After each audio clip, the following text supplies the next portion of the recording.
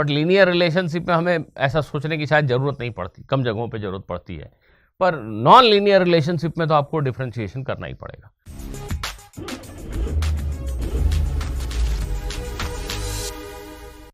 Students, आप सभी का मेरे इस चैनल पे एक बार फिर से स्वागत है। आज के इस वीडियो में हम ग्राफ बेस्ड प्रॉब्लम्स को करना सीखेंगे। नीट के एग्ज़ाम में या इवन जेई के एग्ज़ाम में ग्राफ की रीडिंग से लेकर ग्राफ के स्लोप और ग्राफ के एरिया पे बेस्ड बहुत सारे क्वेश्चंस पूछे जाते हैं।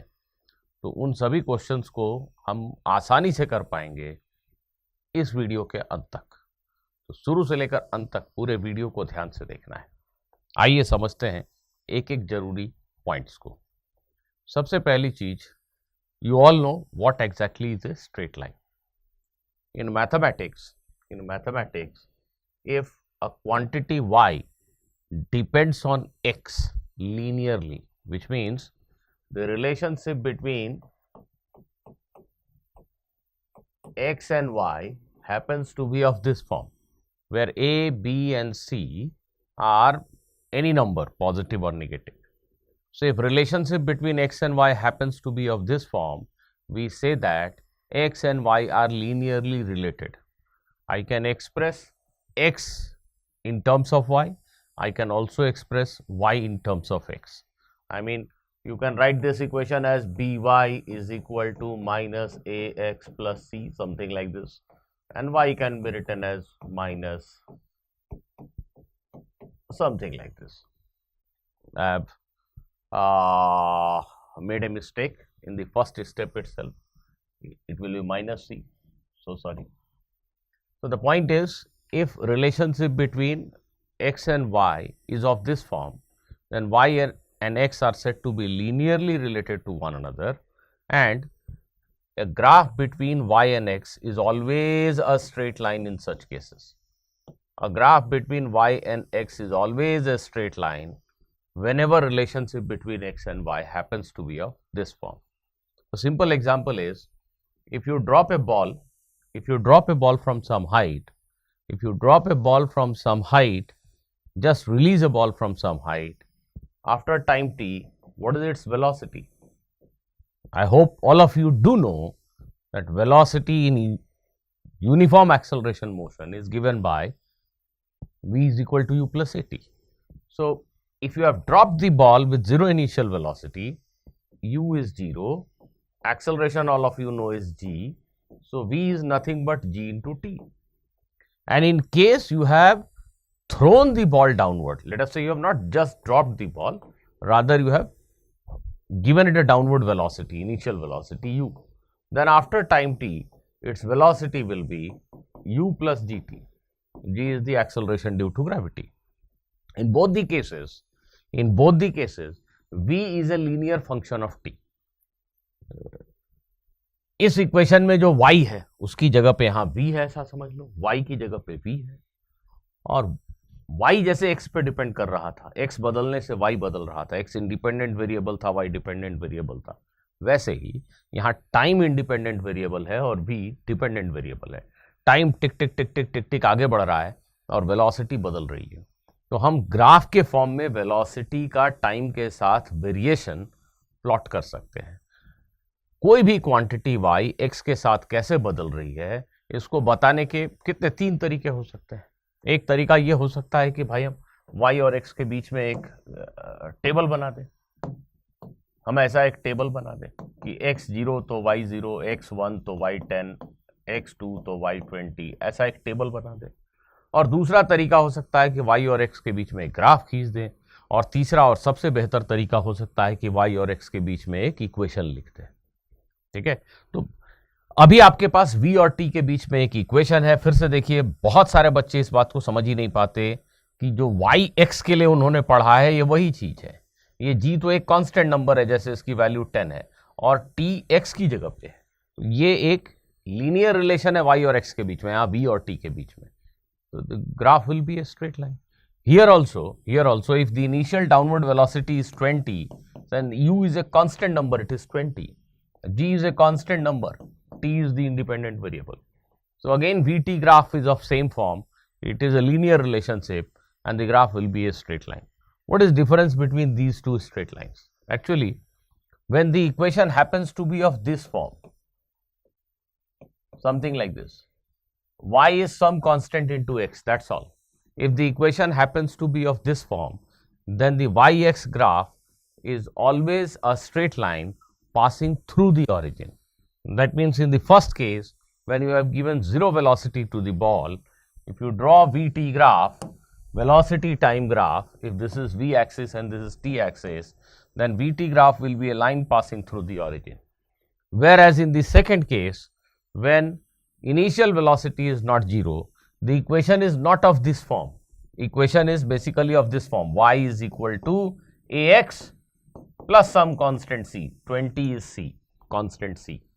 When equation is of this form, then the relationship is linear, graph will be a straight line, but it will not be passing through origin. So in this particular case, your graph might look like this. So sorry, just a minute. Your graph might look like this. Your graph might look like this. This is the Vt graph if the equation is of this form, y is equal to ax plus c. If there is some constant here, in that case, the graph will not pass through the origin. That is the point I am making. If this is the situation, when graph is passing through origin, we say that quantity y is directly proportional to x. The students, please do remember, in this case, we cannot say that velocity is directly proportional to time. I cannot say y is directly proportional to x here, but in this case, we can say y is proportional to x, v is proportional to t. There is a very subtle difference. Please note that. Only in this case we will see that we will say that v is directly proportional to t. In that case, v is linearly varying with t, but it is not directly proportional to t. Please do remember this important thing. Now, slope of a straight line, slope of a graph is very vital when it comes to studying physics. What is meaning of slope of a straight line? Now, we can have these types of straight line graphs in different situations. There may be a straight line that is like this, y versus x graph. We may have a straight line like this. We may have a straight line like this, and we may have a straight line like this. When a straight line is like this, mathematicians say that it has a positive slope. You can relate this to daily life experience. Suppose this is a hill and you are ascending the hill. X is increasing, you are moving in this direction, you are going up the hill. So you feel a slope, right? So we say that this line has positive slope. Yes, we are feeling the slope. Whereas if a line is going like this, that means with increasing x the y is decreasing. Then when you are walking on this slope, you are not going uphill, you are going downhill. ये फिसल पट्टी जैसा है, फिसलन जैसा. आप यहाँ इस स्लाइड पे मजे ले सकते हो, ऐसे नीचे जा सकते हो. In such cases, we say that straight line has negative slope. So this graph has negative slope, this graph has positive slope, and in this particular case, when the line is flat parallel to x-axis, फिर से अगर मैं इसको सोचूं कि ये एक land form है और इस पे मुझे दौड़ना है, तो I don't feel any slope. We say that slope is 0 here. And what about this case? This is the maximum slope that we can encounter in our life. It is a vertical wall. Can anybody climb on this wall? Nobody except for Spider-Man or superhumans like them. So mathematicians say that this line has 0 slope. Slope is often represented by letter m in mathematics. Slope of this line is 0. And for this particular line, the slope is basically undefined, very large. Well, I can call it infinity. The slope of this line is infinite, very large slope. Slope of this line is positive, and slope of such a line is negative, less than 0. Mathematically, I have to assign a number to slope. कितना बड़ा slope है ये बताने के लिए मुझे एक number देने की जरूरत है. फॉर एग्जाम्पल, या इसी के पास में अगर मैं एक लाइन ऐसी बना दूं, So visually we understand that this line has higher slope than this line. This is a gentle चढ़ाई, isn't it? थोड़ी मामूली सी चढ़ाई है, आप इस पे दौड़ सकते हो. इस पे चढ़ने में थोड़ी ऐसे होने लगेगी. This is much steeper climb. So in a sense, this line has got higher slope. How do mathematicians define slope? In a very simple way. They consider this angle, they measure this angle. The angle that the line is making with positive x direction. You measure this angle and take tan of that angle. Tan of theta is known as slope of the line. Tan of theta is known as slope of the line. And students, if you do not know, please remember that tan 0 degree is 0, and when you increase the angle, as the angle increases from 0 to 90, value of tan theta goes on increasing. At 90 degree, actually tan 90 degree becomes undefined, it is very large, infinite you can call it. So as the line tilts this way, its slope is increasing. In reality, real life feeling, we say that slope is increasing, and in mathematical definition also, the value of m is increasing. So as the line tilts like this, real feeling of slope, steepness increases, and so does the mathematical value of slope. Slope also increases. It is 0 here. If you tilt this line, the slope is increasing, increasing, increasing, and it is infinity. Now, if you make a slide like this, in such cases, slope of a straight line is negative. In these cases, in these type of situations, you should write slope like this. You should read this angle, the angle that the line makes with negative x direction. Read this angle and say that minus tan theta is slope. Okay, this works fine. Actually, mathematics people always measure this angle, the angle that the line makes with positive x direction. Tan of that angle, it is same as minus of tan theta. So just to keep it simple, you can say that for all negatively sloped line, I will write slope as minus of tan theta. Higher the slope, it simply means higher the slope, steeper is the line. Even if it is a negatively sloped line, we just need to look at the magnitude. If the magnitude of the slope is very high, which means the slope down, the downward slope, the steepness is really very high. If the magnitude is small, that means it is a flattish kind of surface and the fall is not very steep, right? As I said that an equation of a straight line is of this form. Okay, any equation of this form can also be written in this form. For example, suppose I give you equation, just a minute. Suppose I take this equation.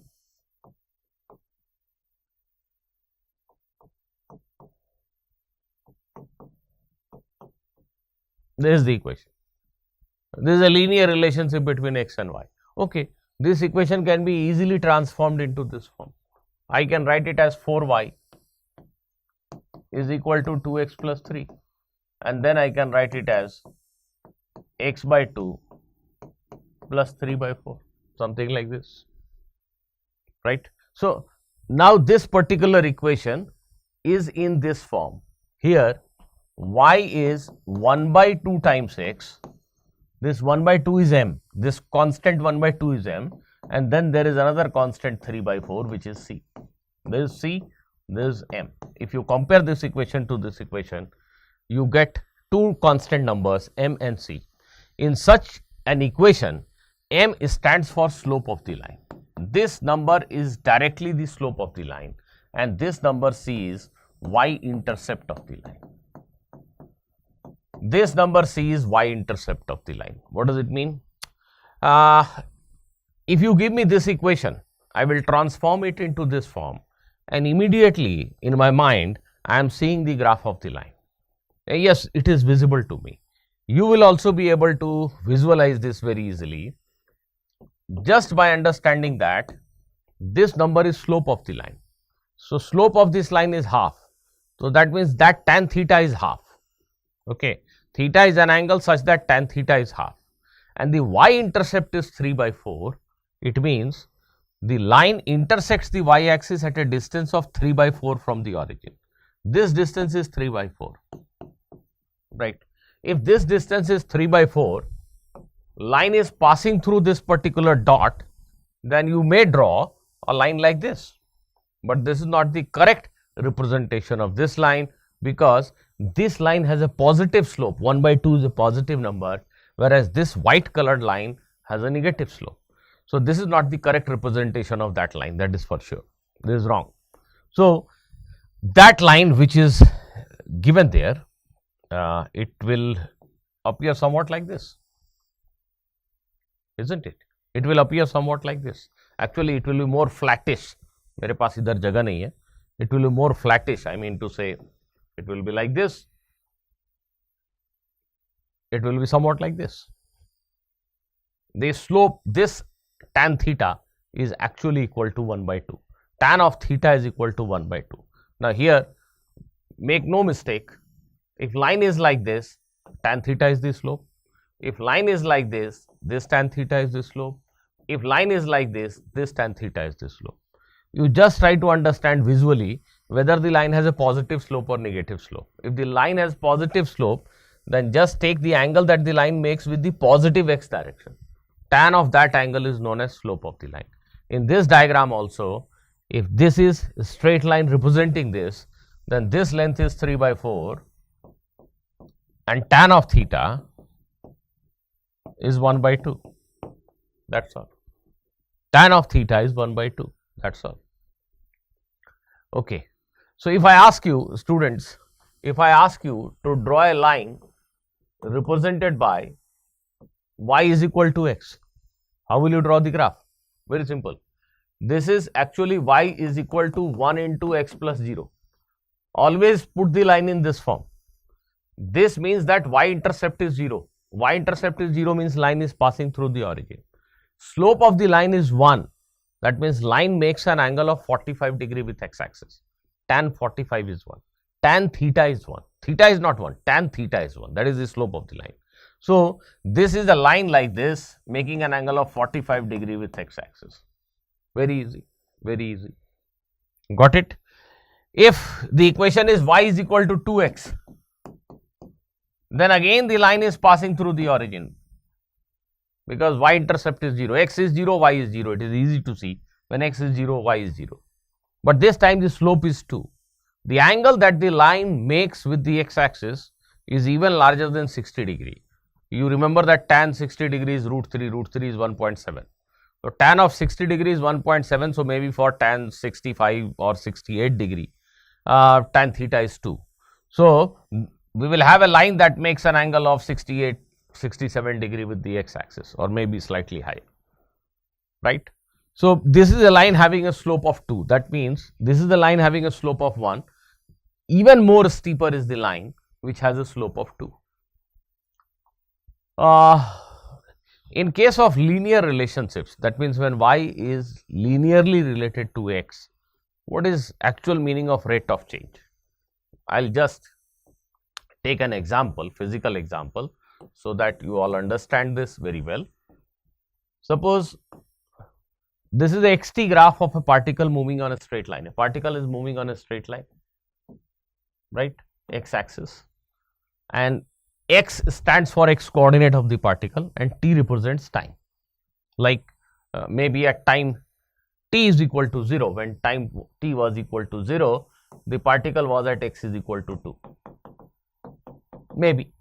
So when time t is equal to 0, particle is at x is equal to 2. Okay, fine.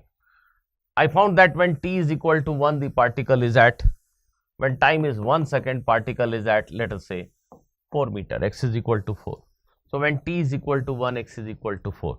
So on, I went on recording the position at different times, and I found a graph like this, a straight line graph like this, a straight line graph like this. It is a straight line, right?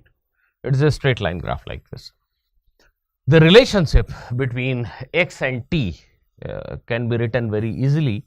How can I write the relationship between x and t if a graph like this is given to me? I just need to know one more coordinate. For example, it may be given in the question that at t is equal to 2 seconds, let us say this is 6 meter, Can you write the relationship between x and t looking at this graph? The answer is yes. I know that x is equal to mt plus c. Y is equal to mx plus c. In this particular example, on y-axis we have x, on x-axis we have t. So I just need to find these two numbers, m and c. C is directly given, y-intercept is 2. So in place of c, I will write 2. The only thing that remains is m. What is m? What is slope of the line? If you want, you can extend this line. You can just extend this line. And slope is nothing but tan theta.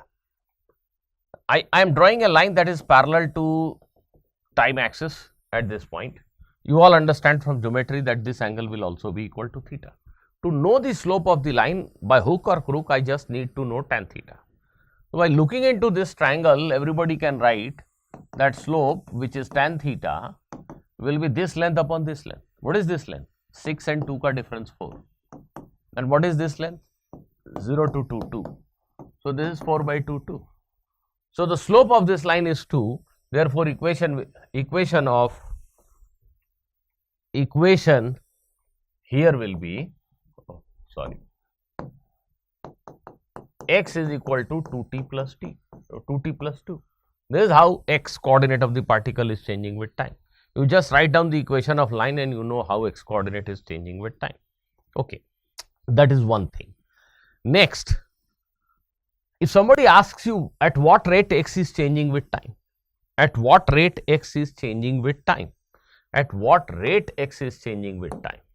So to answer this, we need to take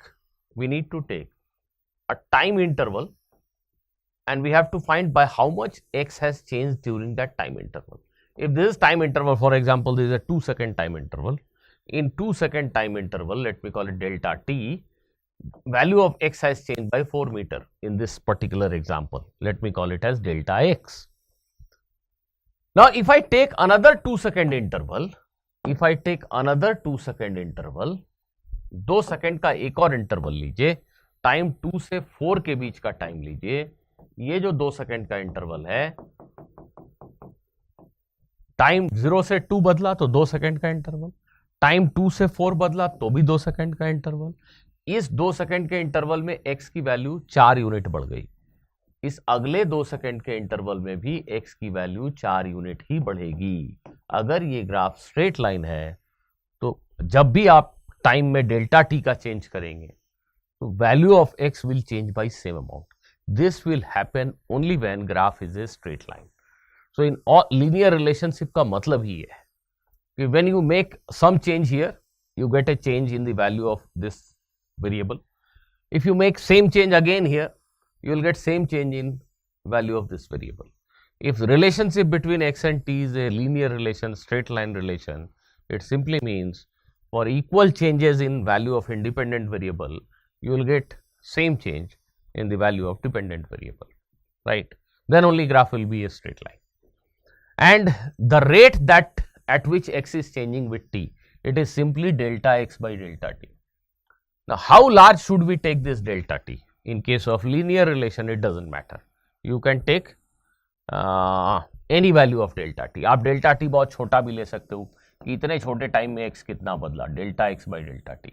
आप बड़ा delta t भी ले सकते हो. In case of linear relation, गलत होने की कोई गुंजाइश ही नहीं है. There is only one rate of change. जब भी x और t का ग्राफ या y और x का ग्राफ एक स्ट्रेट लाइन है, इट सिंपली मीन्स कि ये क्वांटिटी इसके साथ एक यूनिफॉर्म रेट से बदल रही है, एक कांस्टेंट रेट से बदल रही है। हर 1 सेकंड में या हर 2 सेकंड में जो पार्टिकल का पोजीशन है वो सेम अमाउंट से बदलता है। And that rate of change of x with respect to time, rate of change of x, rate of change of x with respect to time is actually defined as delta x by delta t. Okay, it is delta x by delta t, change in x divided by corresponding change in time. And in case of linear relationship, delta t can be as small or as large as you please, it makes no difference at all. It makes no difference at all. So rate of change of x with respect to time or rate of change of y with respect to x, when relationship is linear, is simply change in y by change in x. There is no chance of any mistake. जैसे किसी ने आपको पढ़ा दिया है कि rate of change of position with respect to time is velocity, आपने पढ़ा ऐसा, rate of change of position with respect to time is velocity. तो जब x और t का ग्राफ एक सीधी लाइन है, गौर से सुनिए, जब x और t का ग्राफ एक सीधी लाइन है, rate of change of x with respect to time, इसको हम वेलोसिटी कहते हैं। और मैं कह रहा हूं कि जब ग्राफ एक सीधी लाइन है तो ये रेट ऑफ चेंज कांस्टेंट होता है, इसकी एक ही वैल्यू होती है। हम सीधी लाइन का मतलब ये है कि हम जब भी एक सर्टेन अमाउंट से चेंज यहां करेंगे, we will get same change here. तो एक स्ट्रेट लाइन का मतलब rate of change of x with respect to t constant है, मतलब वेलोसिटी कांस्टेंट है। तो अगर एक्स टी ग्राफ सीधी लाइन है, वेलोसिटी कांस्टेंट है। और बच्चों सभी समझते हो तुम लोग कि delta x by delta t है क्या चीज, एक्चुअली tan थीटा है। तो ये एक्स टी ग्राफ की जो स्लोप है वही वेलोसिटी है। ये delta x by delta T और कुछ नहीं बल्कि tan थीटा है, और ये tan थीटा और कुछ नहीं बल्कि स्लोप ऑफ द ग्राफ है। तो हमें यहां से समझ में आ गया कि slope of x versus T graph is velocity. पढ़ाया क्या गया, फिजिक्स के टीचर ने क्या पढ़ाया कि बच्चों याद करो, rate of change of x with respect to time is velocity. ठीक है, हमने उसका मीनिंग समझा delta x by delta t, but I am talking about case when x t graph is a linear graph.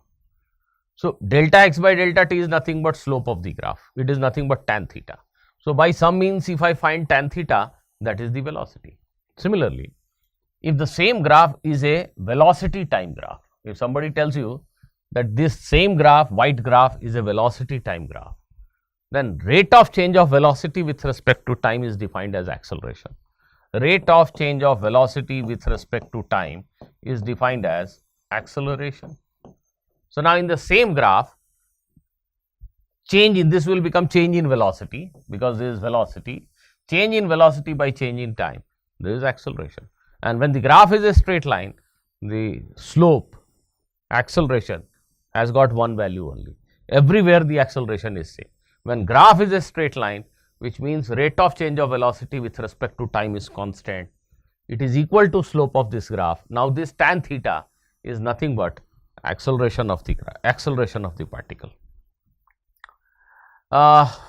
When you have linear relationship, there is one more important aspect which, if you know, can make many of the questions easier. If y is a quantity that is linearly changing with x, then if somebody asks you what is average value of y when x changes from x1 to x2. Suppose when x is x1, value of y is y1. When x is x2, value of y is y2. What I am going to say is valid only when y and x have linear relationship. Y changes linearly with x. In all such cases, the average value of y can be written as y1 plus y2 by 2. So students, be very clear. This is right only when relationship is linear. y1 plus y2 by 2 will directly give you the average value of y. If, for example, a particle that is moving with constant acceleration, consider a particle that is moving with constant acceleration, right? Suppose you have got velocity time graph of such a particle. Velocity time graph of such a particle will be like this, because the same example, if you drop a ball from here and let us say you impart some downward velocity, the velocity in downward direction that you impart is, let us say, 5 meter per second. V is equal to 5 plus gt. U is 5, acceleration is 10. So Vt is a linear relationship. Vt graph will be a straight line like this. This is y intercept. Graph will start from here. When time is 0, initial velocity is 5, everything appears fine. If somebody asks you what is average velocity of the particle in 3 seconds, what is average velocity in 3 seconds? So what I can do is, at t is equal to 3 seconds, I will find out the velocity, whether it is directly given in the graph or maybe the equation is known to me. So I can find the velocity at t is equal to 3 seconds, it is 35, right? 35 meter per second. So if somebody asks me what is average velocity in the interval 0 to 3, what is average velocity in the interval 0 to 3, I can straight away write u, that is initial velocity v15 plus 35 divided by 2, 20 metre per second. जी हाँ, 3 second में जो average velocity होगी it will be 20 metre per second. Actually आप में से बहुत से लोगों ने पढ़ा होगा कि average velocity is displacement upon time. So the displacement upon time, displacement is obtained by area of this graph, ऐसा हम आगे पढ़ेंगे। तो if you do that calculation you will get this same answer. But what I am trying to tell you is if the relationship between y and x is linear, then average value can be calculated very easily. You just need to know this value and this value and add them, divide by 2. That is the average value. So this is the average velocity in this particular case. This is valid only when the relationship is linear. There are n number of examples of linear relationships that you see in physics. As I have been saying repeatedly, this is one example. Then you study in electricity, Ohm's law, that current and voltage are related through an equation of this type. That means current through a resistance is applied potential difference divided by resistance. So if I plot I versus V graph, can all of you please tell me what is value of tan theta? If I plot current versus voltage graph, what is the value of tan theta? What does it mean actually? This is the resistance. Suppose I have a battery and suppose I can change its voltage, I can change its EMF. So when I go on changing the EMF 1 volt, 2 volt, 3 volt, 4 volt, 5 volt, the current here changes, right? So how does current change with applied potential difference? That is what I have plotted here.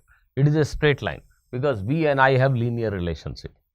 So here is the dependent variable I and this is independent variable. Y axis पे जो भी variable है वो dependent है, X axis पे जो है वो independent है। Voltage बदलने से current बदल रहा है। So what is value of tan theta in this graph? Obviously I is 1 by R into V. ये है Y, ये है constant slope M और ये है X. So slope of this line is 1 upon R. So tan of theta, which is slope, is 1 upon R. That is what you have to answer. Similarly, you all know this relation. Acceleration is force upon mass, 1 by m into F. I can write it like this. So if a body is experiencing some force, the acceleration versus force graph, it will be a straight line. If force is 0, no acceleration. So it will pass through origin. It has to be a graph like this. And slope of this graph, again tan theta is 1 by m. Higher the mass of the body, lower will be the slope. ज़्यादा मास के body को अगर हम use करके experiment करेंगे तो this is the kind of graph you will get, lower slope, m value ज़्यादा, this is mass not slope, this is mass of the body. So higher the mass, lower will be the slope. This bracket is the slope. Similarly, the spring force changes with extension x as k into x. So if somebody asks you, this is a spring and we are stretching it, how does the spring force change with the amount of stretch? The answer is very simple. It's a straight line like this. And here in this case, tan theta is equal to the spring constant. So if fx graph for a spring is given, be sure spring constant has been given. You can find the slope by getting the value of tan theta, and that is the value of spring constant. So maybe there is a question like that. Now here is your first question based on what I have told you till now. A position time graph for a particle moving on x axis has been shown. A particle is moving on x axis, and I am amazed to see that many of you do believe that. Looking at graphs, you people start believing that there is something which is moving like this. No, it is a graph. The particle is moving on x axis only. It's going like this. This graph only tells us that at t is equal to 0, x coordinate of the particle is 4. Then the particle is moving, and at t is equal to 2 seconds, the x coordinate is 0. At t is equal to 2 seconds, t 0 पे ये यहाँ था x4 पे, और t is equal to 2 second पे ये x 0 पे आ गया. This is what the graph is telling you. At t is equal to 4 it is at x is equal to -4, यहाँ कहीं आ गया, so on so forth. Particle is moving on a straight line, right? It's x axis. It's not going this way. So this is position time graph. Find the displacement in first 2 seconds of motion. The question says find the displacement of the particle in first 2 seconds of motion. First 2 seconds of motion में displacement बताइए particle का. आप सभी लोग शायद बता पाएंगे. It is a question based on ability to read the graph. You don't have to do anything. Basically, you should know how to read the graph. That's all. x is equal to 2 पे displacement बताइए. First 2 seconds of motion. बच्चों, यहां हमें graph को पढ़ना है. t 0 पे particle कहां था? x4 पे. t is equal to 2 second पे पार्टिकल कहां है? जब t 2 है तो x की वैल्यू क्या है? 0. ये इनिशियल पोजीशन है, ये फाइनल पोजीशन है. इनिशियल से फाइनल पोजीशन को जोड़ने वाला वेक्टर ये डिस्प्लेसमेंट कहलाता है. तो डिस्प्लेसमेंट निगेटिव x डायरेक्शन में हुआ और उसका मैग्नीट्यूड 2 है, तो हम कहते हैं डिस्प्लेसमेंट डेल्टा x लिख दे रहा हूं is -2 metre. Minus sign indicate कर रहा है that displacement has happened in negative x direction. What is speed at t is equal to 3 second? Important, very very important. What is speed at t is equal to 3 second? So well, most probably you all understand by now that velocity is slope of xt graph. In case of linear graph, slope has got only one value. This is a straight line. So from 0 to 4 second, I should say for 0 to 4 second, the particle is having just one velocity. For 0 to 4 second, particle has a fixed velocity because xt graph is a straight line and slope of that graph, rate of change of x with respect to time, that is velocity. And when it is a straight line graph, the slope of the straight line is the rate of change, right? So this xt graph is a straight line from 0 to 4 second. It has got only one slope. It has got only one value of slope. आप यहां फिसल पट्टी पे जाओ, यहां जाओ या यहां जाओ, एक ही जैसी फीलिंग है. The slope is not changing. So velocity is slope of xt graph, right? चलो कैलकुलेट करो स्लोप ऑफ xt ग्राफ. सबसे पहली बात, ये xt ग्राफ फिसल पट्टी, ये स्लाइड है, तो ये नेगेटिव स्लोप वाली लाइन है. तो हम ये एंगल मार्क कर देते हैं थीटा. tan थीटा कैसे लिखेंगे? देखिए इस ट्रायंगल में 4/2. 4/2 मतलब 2. लेकिन ऐसी लाइन का स्लोप नेगेटिव होता है, तो हम स्लोप जब लिखने जाएंगे तो लिखेंगे -2 metre per second. So velocity of the particle from time 0 to 4 second, 0 से 4 सेकेंड के बीच में जो ग्राफ दिख रहा है xt ग्राफ, ये एक स्ट्रेट लाइन है. एक स्ट्रेट लाइन का एक ही स्लोप होता है. Rate of change of x with respect to time को हम वेलोसिटी कहते हैं, आप जानते हैं. तो इसका slope that is the velocity. इसका स्लोप क्या होगा? tan theta. tan थीटा कितना मिला? ये सब एक ही है, 4/2. 2 निगेटिव स्लोप वाली लाइन है इसलिए -2. तो अगर मुझसे किसी ने पूछा होता व्हाट इज वेलोसिटी, तो मैं बोलता -2. अब अगर कोई पूछता है स्पीड बताओ, तो speed is magnitude of velocity. Speed बताओ मतलब डायरेक्शन नहीं पूछ रहा है. -2 जब वेलोसिटी बोलता हूं तो मैं ये कह रहा हूं कि particle is travelling in negative x direction. जब स्पीड पूछा और मैंने सिंपली कहा 2 मीटर पर सेकेंड, तो ठीक है, उसका मैग्नीट्यूड बता दिया मैंने. तो इवन कोई मुझसे पूछे कि 1.5 सेकेंड पे स्पीड क्या है, मैं बोलूंगा 3. 2 सेकेंड पे स्पीड क्या है बताइए आप? 0 तो नहीं देख रहे हैं आप? नहीं. लाइन का स्लोप वो तो वही है, क्या 2. 3 सेकेंड पे कितनी है? 3.8 सेकेंड पे कितनी है?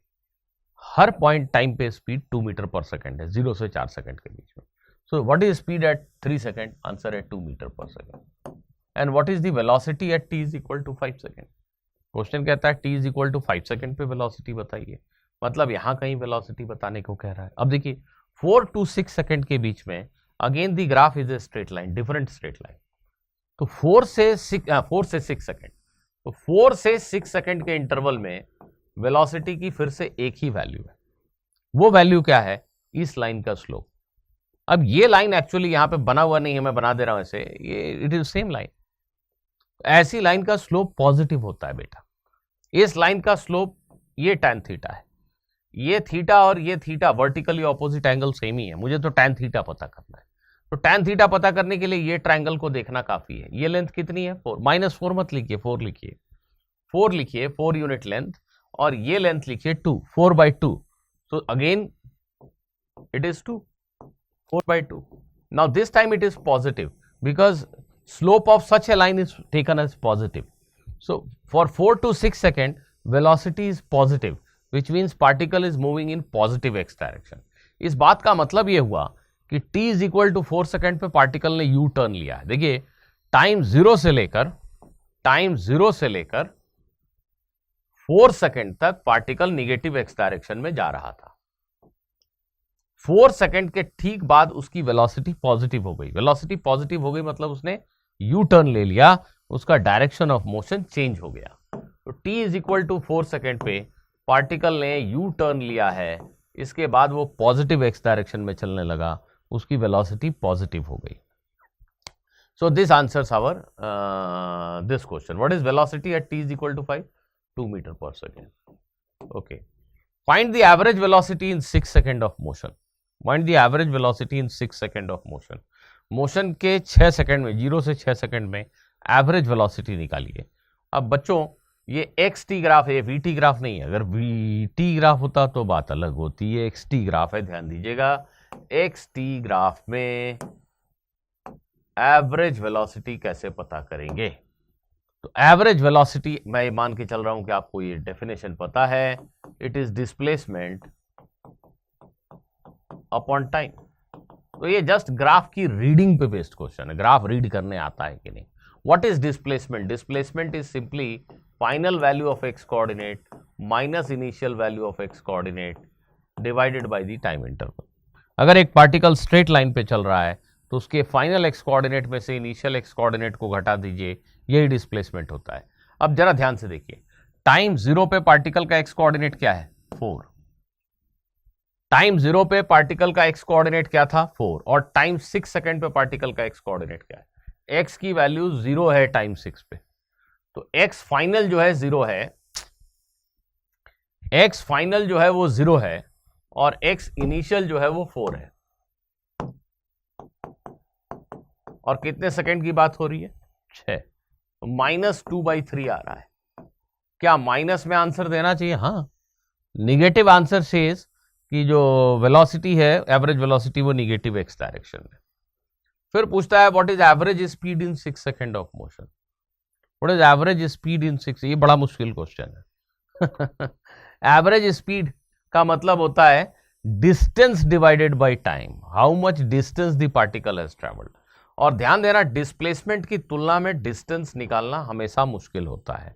डिस्प्लेसमेंट जानने के लिए मुझे बीच में क्या हुआ जानने की जरूरत नहीं, इनिशियली पार्टिकल कहाँ था, फाइनली पार्टिकल कहाँ, ये जानने की जरूरत होती है। लेकिन जब डिस्टेंस पूछ दिया जाए ना, तो पार्टिकल का पाथ पता होना जरूरी होता है।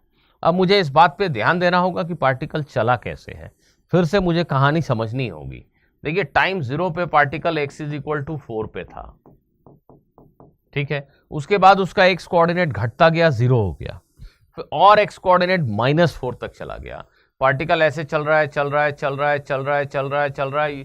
t is equal to 4 second पे ये x इज इक्वल टू -4 पे आ गया। गौर कीजिए, ऐसा ही हुआ, x 4 से -4 पे चला गया, और उसके बाद पार्टिकल ने यू टर्न लिया, और अगले 2 सेकेंड में पार्टिकल x 0 पे लौट आया। यहां से चला चला चला, ये x 0 पे लौट आया। t is equal to 6 second पे x इज इक्वल टू 0 पे लौट आया। बच्चों, जब डिस्प्लेसमेंट जानना हो तो मुझे इस स्टोरी में कोई इंटरेस्ट नहीं है। Final position x0, initial position x4, ये काफी है डिस्प्लेसमेंट पता करने के लिए। लेकिन जब डिस्टेंस ट्रैवल्ड जानना हो तो पाथ की एग्जैक्ट जानकारी होनी चाहिए। ये मुझे पाथ पता चल गया कि पहले वो x4 से x -4 तक गया, मतलब 8 मीटर चला। उसके बाद x -4 से x0 पे आया, फिर से 4 मीटर चला, तो टोटल डिस्टेंस ट्रैवल तो 12 मीटर हो गया, और टाइम 6 सेकंड लगा। तो जो एवरेज स्पीड होता है वो 2 मीटर पर सेकंड होता है। गौर किया जाए, ये एवरेज स्पीड है। कितना डिस्टेंस चला वो? 12 मीटर। 6 सेकंड में ही पूछा गया ना, हाँ 6 सेकंड में 12 मीटर डिस्टेंस चला, राइट। और 6 सेकंड का टाइम इंटरवल है। एवरेज वेलोसिटी के केस में देखिए डिस्प्लेसमेंट -4 था, इसलिए एवरेज वेलोसिटी -2/3 है। वेलोसिटी एक वेक्टर क्वांटिटी है, उसमें प्लस माइनस साइन का सिग्निफिकेंस है। डिस्टेंस स्पीड के केस में स्पीड निगेटिव होता ही नहीं है। आइए एक और ऐसा ग्राफ ज़्यादा बेहतर समझने के लिए चीज़ों को हम ले लेते हैं। अभी मैं सिर्फ लीनियर ग्राफ के बारे में बात कर रहा हूं, अगर आपने गौर किया हो। मान लीजिए एक क्वेश्चन ऐसा आपसे पूछा जाता है, एक बॉल को मान लो 20 मीटर की हाइट से फ्लोर के ऊपर गिरा दिया गया। ये 20 मीटर की हाइट, ठीक है। बॉल फर्श से टकराती है और जिस स्पीड से टकराई उसके आधे स्पीड से रिबाउंड करती है। 0.5 को, हाफ को इस केस में एक्चुअली कोएफिशिएंट ऑफ रेस्टिट्यूशन कह सकते हैं। तो सवाल यह है कि एक बॉल ऊपर से गिराया 20 मीटर के हाइट से, वो फ्लोर को हिट करता है और जिस स्पीड से टकराया उसके हाफ स्पीड से रिबाउंड करता है। तो अगर v स्पीड से टकराया तो v/2 से रिबाउंड करता है। तो इस बार ये बॉल कम हाइट तक जाएगा, फिर नीचे आएगा, फिर जिस स्पीड से टकराया उसके हाफ स्पीड से रिबाउंड करता है। तो अब आपसे क्वेश्चन में कहा जाए कि बॉल का वेलोसिटी टाइम ग्राफ प्लॉट करके दिखाओ, तो कैसे ड्रॉ करेंगे आप? बॉल का वेलोसिटी टाइम ग्राफ कैसे ड्रॉ करेंगे? यहां बच्चों ध्यान देना है, वेलोसिटी एक वेक्टर है और उसका डायरेक्शन इंपॉर्टेंट है। ग्राफ में हम डायरेक्शन कैसे बताएं? प्लस माइनस साइन से। कौन सा डायरेक्शन पॉजिटिव लेना आपके ऊपर है। जैसे अभी मान लो हम डाउनवर्ड डायरेक्शन को पॉजिटिव ले लेते हैं। मान लो ये बॉल जब जीरो इनिशियल वेलोसिटी से छोड़ा गया, जब ये नीचे गिर रहा है, तो इसकी वेलोसिटी टाइम के साथ कैसे बदल रही है आप सभी जानते हैं। u + at, एक्सेलरेशन 10, मतलब v = 10t। v और t के बीच का ग्राफ सभी समझते हैं, linear graph passing through origin. ये कैसा है? y = mx, इस फॉर्म का है। तो v और टाइम के बीच का ग्राफ ऐसा होगा। ये बॉल कितनी देर में नीचे पहुंच जाएगा, ये कैलकुलेशन भी आप आसानी से कर पाओगे, मुझे लगता है कि कर लोगे। ये कैलकुलेशन करने के लिए एक्चुअली आपको ये वाला इक्वेशन पता होना चाहिए। अगर आप बहुत एक्यूरेट ग्राफ बनाना चाहते हो तो आई होप कि इक्वेशन तो सभी को आता ही है। तो हम इस इक्वेशन से पूछ सकते हैं कि भाई बॉल को छोड़ा 20 मीटर नीचे आने में कितना समय लगेगा, 20 मीटर नीचे जाने में कितना समय लगेगा। इनिशियल वेलोसिटी 0 थी, एक्सेलरेशन 10 है, टाइम कितना लगेगा बता दो। इस इक्वेशन को सिंप्लीफाई करेंगे तो ये 40/10 टाइम 2 सेकेंड हो गया। देख लीजिए, ये 40/10 t² रूट करेंगे 2 सेकेंड, तो 2 सेकेंड में ये बॉल नीचे आ जाएगा, ठीक है। तो 2 सेकेंड में इस बॉल की वेलोसिटी बढ़ती बढ़ती 20 हो जाएगी। 0 से 2 सेकेंड में वेलोसिटी इस इक्वेशन से दी जा रही है, जब वो नीचे गिर रहा है 2 सेकेंड में 20, जस्ट यहां टकराने के पहले इसकी वेलोसिटी 20 है। और क्वेश्चन कहता है कि टकराते ही इसकी वेलोसिटी 10 हो गई। तो ग्राफ ऐसा जा रहा था मेरा। अब सडनली ध्यान से देखेंगे, कोलिजन हुआ, और अगर हम मान लें कि कोलिजन में कोई टाइम नहीं लगा, दैट मीन्स बॉल जो ही टकराया यूं उछल गया, कोई खास समय उसने नहीं गंवाया। अगर हम ऐसा मान लें तो t = 2 पे उसने ठोकर मारी, उस समय वेलोसिटी डाउनवर्ड 20 थी, +20, और तुरंत रिबाउंड कर गया।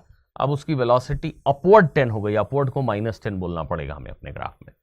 अपवर्ड डायरेक्शन में वेलोसिटी 10 हो गई, इसको हम -10 बोलेंगे।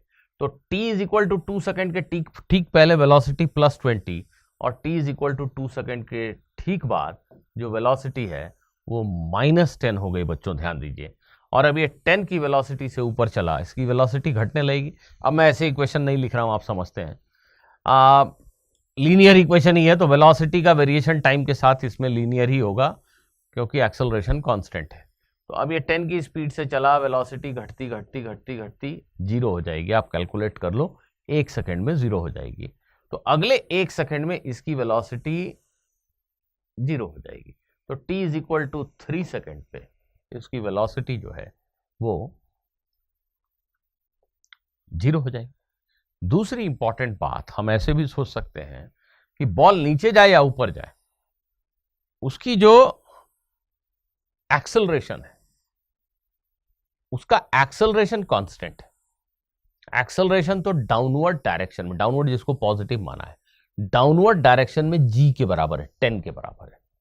दैट मीन्स वीटी ग्राफ का स्लोप हर समय +10 ही होगा। ये जो ग्राफ का स्लोप है, tan थीटा की वैल्यू क्या है? आंसर है 20/2, 10। ये जो लाइन आपने बनाई है, अगर ये लाइन 1 मिनट के लिए मैं ऐसे बना दूं, 1 मिनट के लिए अभी ऐसे बना दूं, तो ये tan थीटा, यही इस लाइन की स्लोप है। ये tan थीटा किसके बराबर है? 10/1, 10। ये दोनों लाइन अगर बराबर स्लोप वाली लाइन है तो बच्चों याद रखना, ये एक दूसरे के पैरेलल है।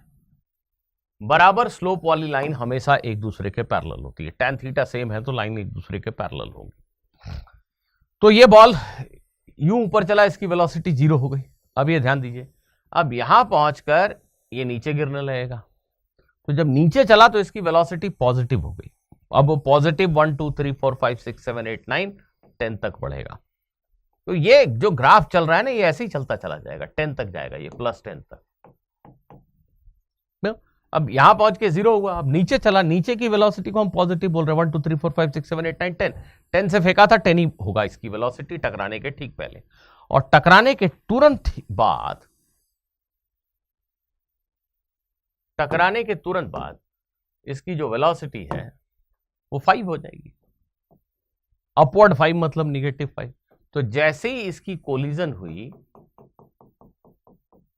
उस समय इसकी वेलोसिटी -5 हो जाएगी, अपवर्ड 5। और ये फिर से आप खुद से सोच के देखो, ये ग्राफ ऐसा चलेगा। तो this is the kind of graph that you will gate. आप थोड़ा और सोच के इसको और बढ़िया से बनाओ, टाइम एक्सिस पे मार्किंग करो। I hope you will be able to understand. The important point is the acceleration remains same whether the ball is going up or down. So the slope of velocity time graph remains same. Slope of velocity time graph is acceleration and it remains same. Now we have been talking about linear graphs till now. What about a curve? What is meaning of slope of a curve? Students, suppose relationship between y and x is not linear.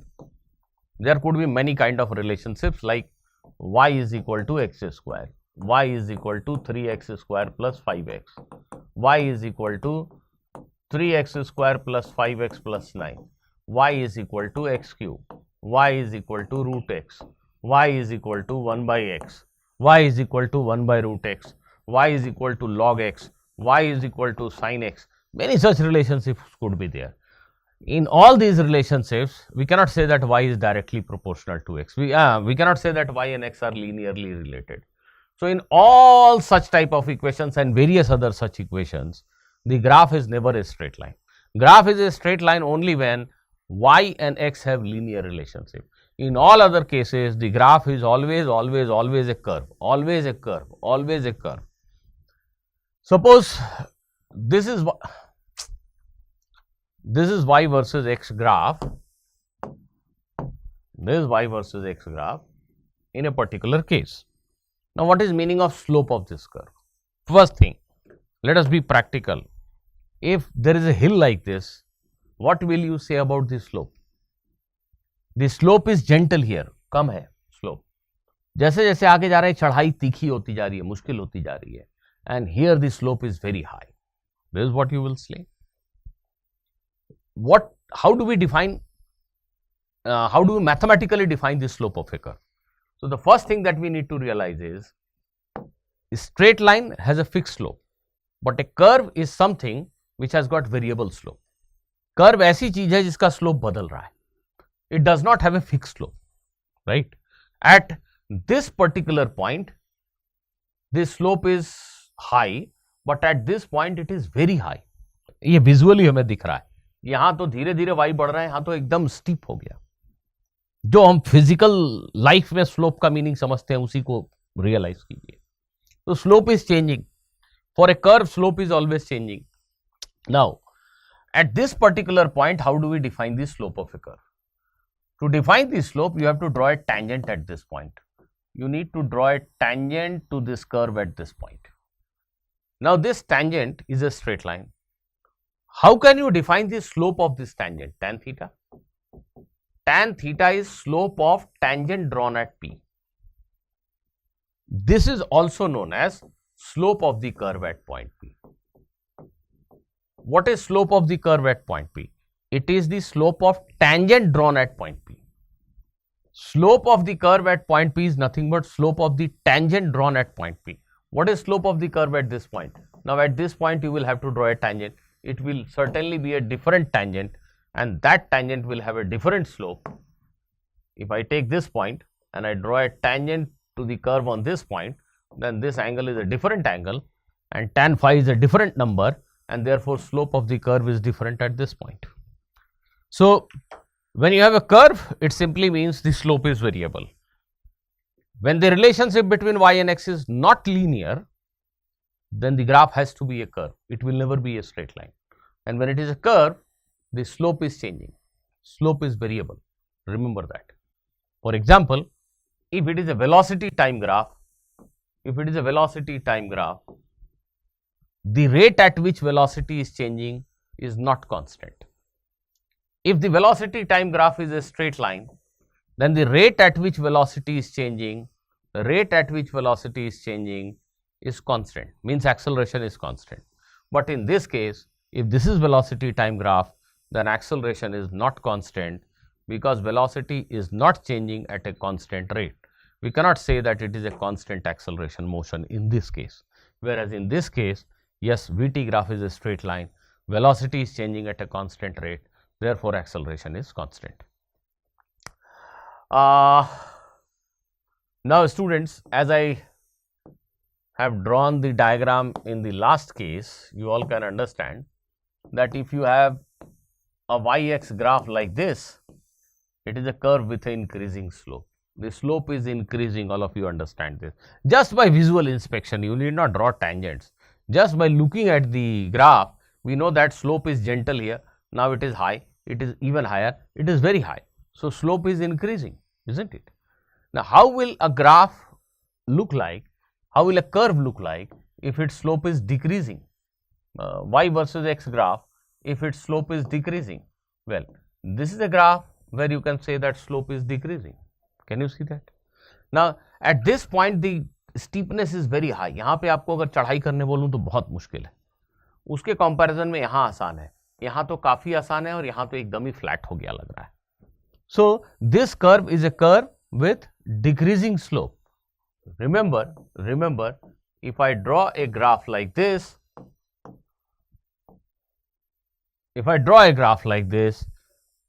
at this point slope is very high, right?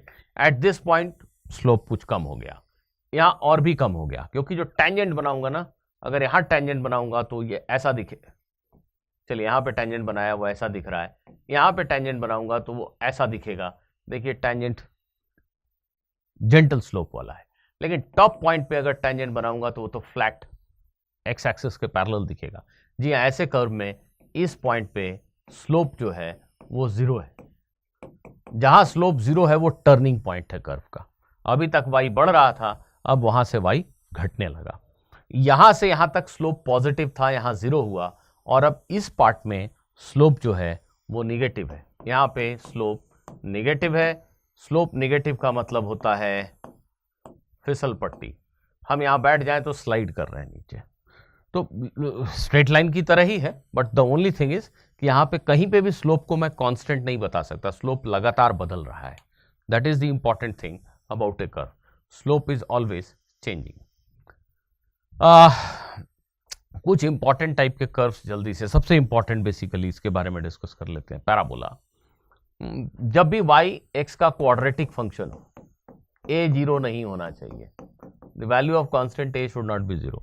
Y जब भी x का quadratic function हो, तो जो Y x graph होता है बच्चों, जो वाई एक्स ग्राफ होता है वो ऐसा होता है या ऐसा हो सकता है. ठीक है, ये इनफाइनाइट कर्व है. ये कर्व चलता चला जाएगा. ओके, तो जब भी वाई एक्स का क्वाड्रेटिक फंक्शन है तब y और x ग्राफ देखने में कुछ ऐसा यू शेप का होता है। जब a पॉजिटिव नंबर है, एक्स स्क्वायर का कोफिशिएंट पॉजिटिव नंबर है, तो ये अपवर्ड ओपनिंग कप बनता है। ऐसा कप बनेगा जिसमें चाय वाय रख के पी सकते हो तुम। और जब a निगेटिव नंबर है तो ये कप ऐसा बनेगा जिसमें से चाय नीचे गिर जाएगी, इन्वर्टेड कप बनेगा। इतनी बातें याद करने के अलावा आप ये भी याद रखो कि अगर इस फॉर्म का इक्वेशन है C 0 है, तो ये तो देख के समझ में आ रहा है कि X 0 होने से Y 0 होगा। अगर ऐसा है तो ये ग्राफ डेफिनेटली जो है आपका वो ओरिजिन से तो पास होगा ही होगा, क्योंकि X 0 होने से Y 0 है। और मोस्ट ऑफ द टाइम आपको जो नीट के एग्जाम में मिलेगा फॉर्म, वो इस तरह का फॉर्म मिलेगा, y is equal to x square, b भी 0 है, सी भी 0 है। ऐसे केस में जो ग्राफ होगा वो बिल्कुल ऐसा होगा, ऐसा। अगर ए पॉजिटिव नंबर है और अगर ए निगेटिव नंबर है तो ग्राफ ऐसा होगा। Vertex of the parabola will lie at the origin. यहां पे भी बच्चों ध्यान देना है कि ये तो मैथमेटिक्स है। अगर जैसे किसी ने कहा कि एक पार्टिकल का डिस्टेंस टाइम के साथ ऐसे बदलता है, distance travelled as changes with time according to this graph, तो किसी तेज स्टूडेंट ने रियलाइज किया कि ठीक है, y की जगह पे s है, y की जगह पे s है, x की जगह पे t है, एस टी का क्वाड्रेटिक फंक्शन है, एस टी ग्राफ पैराबोला होगा, उसने ऐसा पैराबोला बना दिया। तो ये तो गलत हो जाएगा ना। जिस कॉन्टेक्स्ट में ये बात कही गई है वहां शायद टाइम, निगेटिव टाइम का कोई मीनिंग नहीं है। टाइम की काउंटिंग 0 1 2 3 4 से शुरू हुई, इसलिए पैराबोला तो है, पर हम फिजिकल सिचुएशन को ध्यान रखते हुए ग्राफ का सिर्फ ये वाला हिस्सा ही प्लॉट करेंगे, दूसरा हिस्सा प्लॉट करने की जरूरत तो है नहीं। रेक्टेंगुलर हाइपरबोला, जब ऐसा रिलेशनशिप आपको मिले कि y is inversely proportional to x, that means y is some constant by x। x को x एक ऐसी क्वांटिटी है जिसको डबल करने से y हाफ हो जाता है, x को ट्रिपल करने से y 1/3 हो जाता है, और x को हाफ करने से y डबल हो जाता है। अगर ऐसा हो रहा है तो हम कहते हैं y is inversely proportional to x। उस केस में y और x का फंक्शनल रिलेशन ऐसा होगा। ऐसे केस में पॉजिटिव x के लिए अगर मैं सिर्फ ग्राफ बनाऊं, पॉजिटिव x के लिए अगर मैं ग्राफ बनाऊं तो ग्राफ कुछ इस तरह का होता है। इसको रेक्टेंगुलर हाइपरबोला कहा जाता है। जब x बहुत छोटा नंबर है, जैसे मान लो x 0.000001 है, तो y की वैल्यू बहुत बड़ी हो जाएगी। तो जब x 0 की तरफ जा रहा है, बहुत छोटा नंबर है, y बहुत बड़ा है। और उसी प्रकार से जब x बहुत बड़ा नंबर है, x की वैल्यू 100000000 है, तो y की वैल्यू कुछ 0.000001 ऐसी हो जाएगी। तो when x is very large, y is very small, y is tending to 0 when x tends to infinity. So this is the kind of graph that we get. It is known as rectangular hyperbola. तो ऐसा inverse relationship बहुत जगहों पे आपको देखने को मिलता है। जैसे मुझे एकदम ताज़ा याद आता है, नीट के एग्जाम में पिछले 2-3-4 सालों में कभी पूछा गया है, de Broglie wavelength of a moving particle is given by this relation. Some of you, or I hope all of you, might be knowing this, where p is momentum of the particle. So what kind of graph will be there for lambda versus p? If momentum of a particle is changing and its de Broglie wavelength is plotted with changing momentum, what kind of graph do we expect? So h is a constant, it is same thing, y is inversely proportional to x, lambda is inversely proportional to p. So if you know it, you will immediately plot the graph without losing any time, isn't it? Many a times you use this relationship, that kinetic energy of a particle is momentum squared by 2m. So if somebody asks you what is the graph between kinetic energy and momentum of a particle, what will be your response? The mass of a particle is constant. Students, this is a constant number. So basically this equation is of the form y is equal to some constant a into x square. So this is the equation of a parabola. So the graph will be parabolic. Again, negative momentum. If we, this relationship is between the magnitude of momentum and kinetic energy. So if you forget about negative momentum right now, then the graph will be like this. It is a part of the parabola. Do you remember that? Okay. Now, if the relationship is non-linear, what is meaning of rate of change? In case of linear relationship, I told you it is delta y by delta x. You take any value of delta x, you will get the same rate of change. But in case of non-linear variation, the rate of change is not at all constant. This is the most important thing to understand. If y is changing with x according to this graph, let us say, and here it is x, you increase x by delta x, value of y changes by a small amount, this is delta y, when you change x by delta x.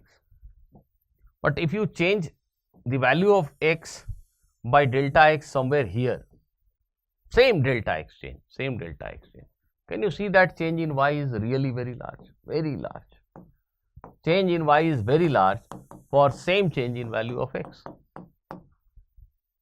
Here the rate of change of y with respect to x is small, whereas at this location y is changing at a much higher rate with respect to x. So, for a curve, rate of change of y with respect to x is never a constant. That is important thing to understand. And when we have a curve or when we have a non-linear relationship, we need to realize this thing. Students, please pay attention. If you have been really given a curve, the first thing is rate of change at this point, at this point, at this point, and this point are different, right? If somebody asks me to find rate of change of y with respect to x at this point, then I will have to find the slope of the graph at this point. I will have to draw a tangent. I will read this angle tan theta, and tan theta will be called as rate of change of y with respect to x when value of x is, let us say, x1.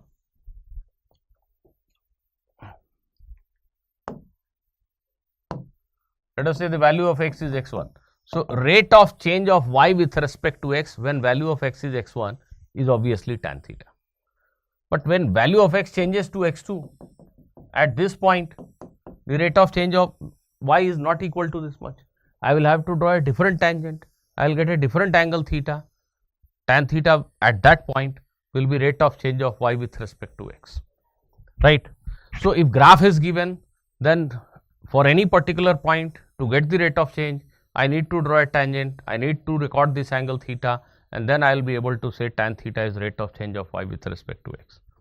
But many a times in such situation, you do know the functional relationship between y and x. Maybe it is given that y is changing with x according to this equation. Remember, when I am saying that it is a non-linear graph, which simply means the functional relationship might be of this kind of form or some other form, definitely not linear.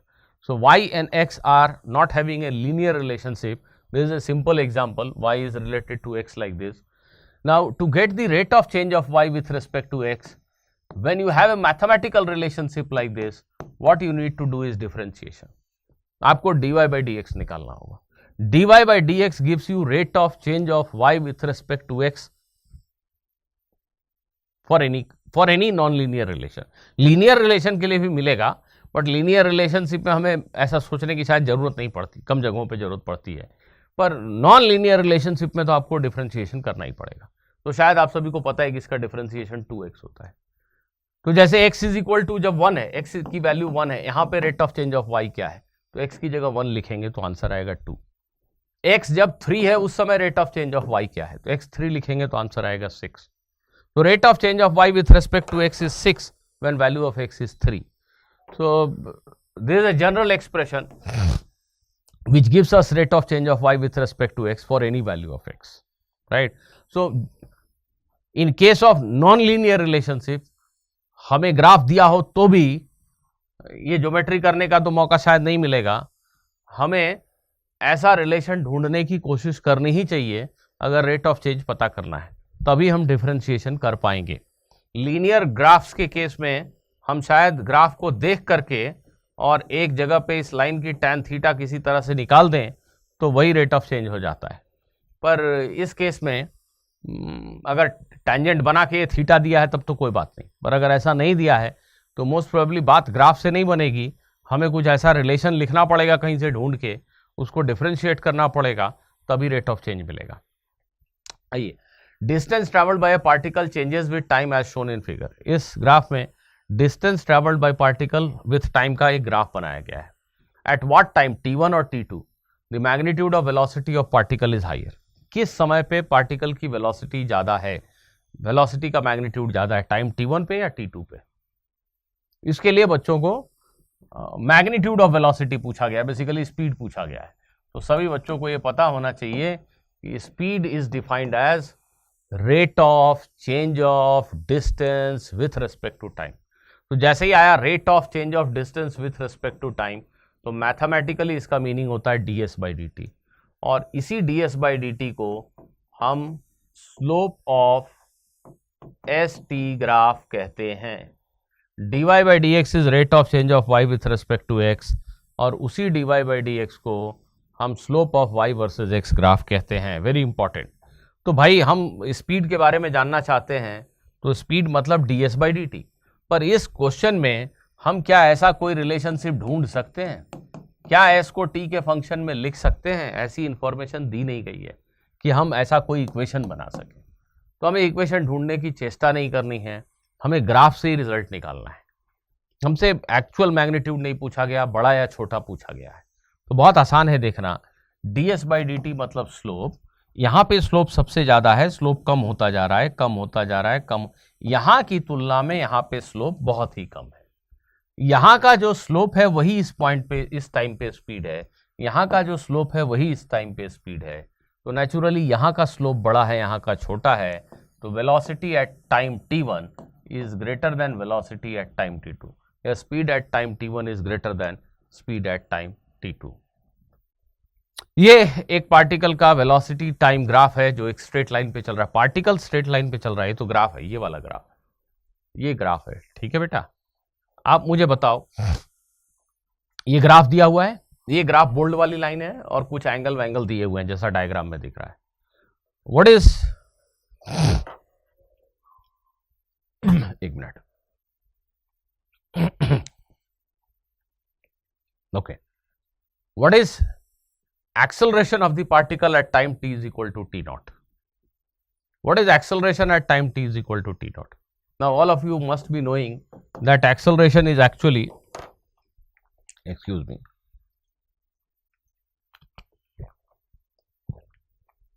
acceleration is actually rate of change of velocity dv/dt. So this is slope of vt graph, dy/dx मतलब yx graph का slope, ये vt graph का slope है। तो by time t0 पे यहां पर graph का जो स्लोप है वही टाइम t0 पे पार्टिकल का एक्सेलरेशन है। तो इस ग्राफ के ऊपर हमने यहां टेंजेंट बनाया है, ये टेंजेंट इस एक्सिस के साथ θ2 एंगल बना रहा है, इसी एक्सिस के साथ बना रहा है बच्चों। इसको अगर ऐसा आगे बढ़ा देंगे तो भी ये लाइन θ2 ही एंगल बना रही होगी, है ना। So this θ2 is given to us. तो ये जो लाइन है इसकी स्लोप हम क्या लिखेंगे, tan θ2? ना ना ना ना, माइनस के साथ। ये फिसल पट्टी वाला टेंजेंट, इसका स्लोप निगेटिव है। इस टाइम पे यहां पर ग्राफ का स्लोप निगेटिव है। स्लोप कितना है, -tan θ2। यही इस जगह पर, इस टाइम पर पार्टिकल का एक्सेलरेशन है। कोई पूछेगा टाइम t0 पे एक्सेलरेशन बताइए, तो एक्सेलरेशन dv/dt होता है। अगर ऐसा कोई इक्वेशन लिखा होता तो हम dv/dt डिफरेंशिएशन करते, पर b और t का रिश्ता ऐसे नहीं देके ग्राफ के फॉर्म में दिया है। तो dv/dt कैसे मिलेगा, स्लोप से, slope of vt graph. Slope यहां पे कैसे मिलेगा, फिसल पट्टी है, टेंजेंट ड्रॉ किया, फिसल पट्टी है, -tan θ2, यही आंसर है, एक्सेलरेशन है। जैसे थीटा 45 डिग्री है तो -1, ठीक है, माइनस का मतलब है कि एक्सेलरेशन निगेटिव एक्स डायरेक्शन में। Okay, now can you please tell me what is average acceleration of the particle in the interval 0 to t0? What is average acceleration of the particle in the interval 0 to t0? अगर ऐसा कोई कुछ पूछ दे तो कैसे बताओगे? अब बेटा एवरेज एक्सेलरेशन जो डिफाइन होता है वो change in velocity upon time interval होता है। देखो टाइम 0 पे वेलोसिटी 0 थी, जब टाइम t0 हुआ तो वेलोसिटी की वैल्यू इतनी है, जो भी है व्हाटएवर, v0 लिख लेता हूं। तो 0 से t0 इंटरवल में अगर एवरेज वेलोसिटी पूछी जाए तो एवरेज वेलोसिटी हम लिखेंगे change in velocity, final minus initial velocity. Final is v0, initial is 0, divided by the time interval. Time interval कितना है t0, तो v0 by t0, v0 by t0। Average acceleration कितना है इस इंटरवल में, तो इनिशियली वेलोसिटी 0 है, time t0 पे वेलोसिटी v0 है, change in velocity v0 divided by time t0। पर v0 तो गिवन नंबर नहीं है क्वेश्चन में, हम इतना लिख देंगे तो भी आंसर नहीं माना जाएगा, ऑप्शन में दिखेगा ही नहीं। तो आप थोड़ा सा ध्यान से ड्राइंग को देखें, तो v0 इसी लेंथ को तो कह रहे हैं, तो v0 बाई t0 कितना है, अगर इस ट्राइंगल को देखेंगे तो ये tan θ1 के बराबर है। तो एक्चुअली v0 बाई t0 किसके बराबर है, tan θ1 के बराबर है। So this is average acceleration. Now a particle is moving along a straight line on x-axis. What can you say about the acceleration of the particle if its xt graph is like this? Xt graph of a particle is like this. What can you say about its acceleration? The acceleration is constant, may be constant. The acceleration is definitely increasing. The acceleration is definitely decreasing. What can you say about it? Think for it. थोड़ा सोच के समझ के जवाब दीजिए। देखो बेटा, xt graph का स्लोप वेलोसिटी होती है, यहां पे स्लोप बहुत ज्यादा है, मतलब वेलोसिटी जबरदस्त है, बहुत ज्यादा है, लेट अस से 10 है।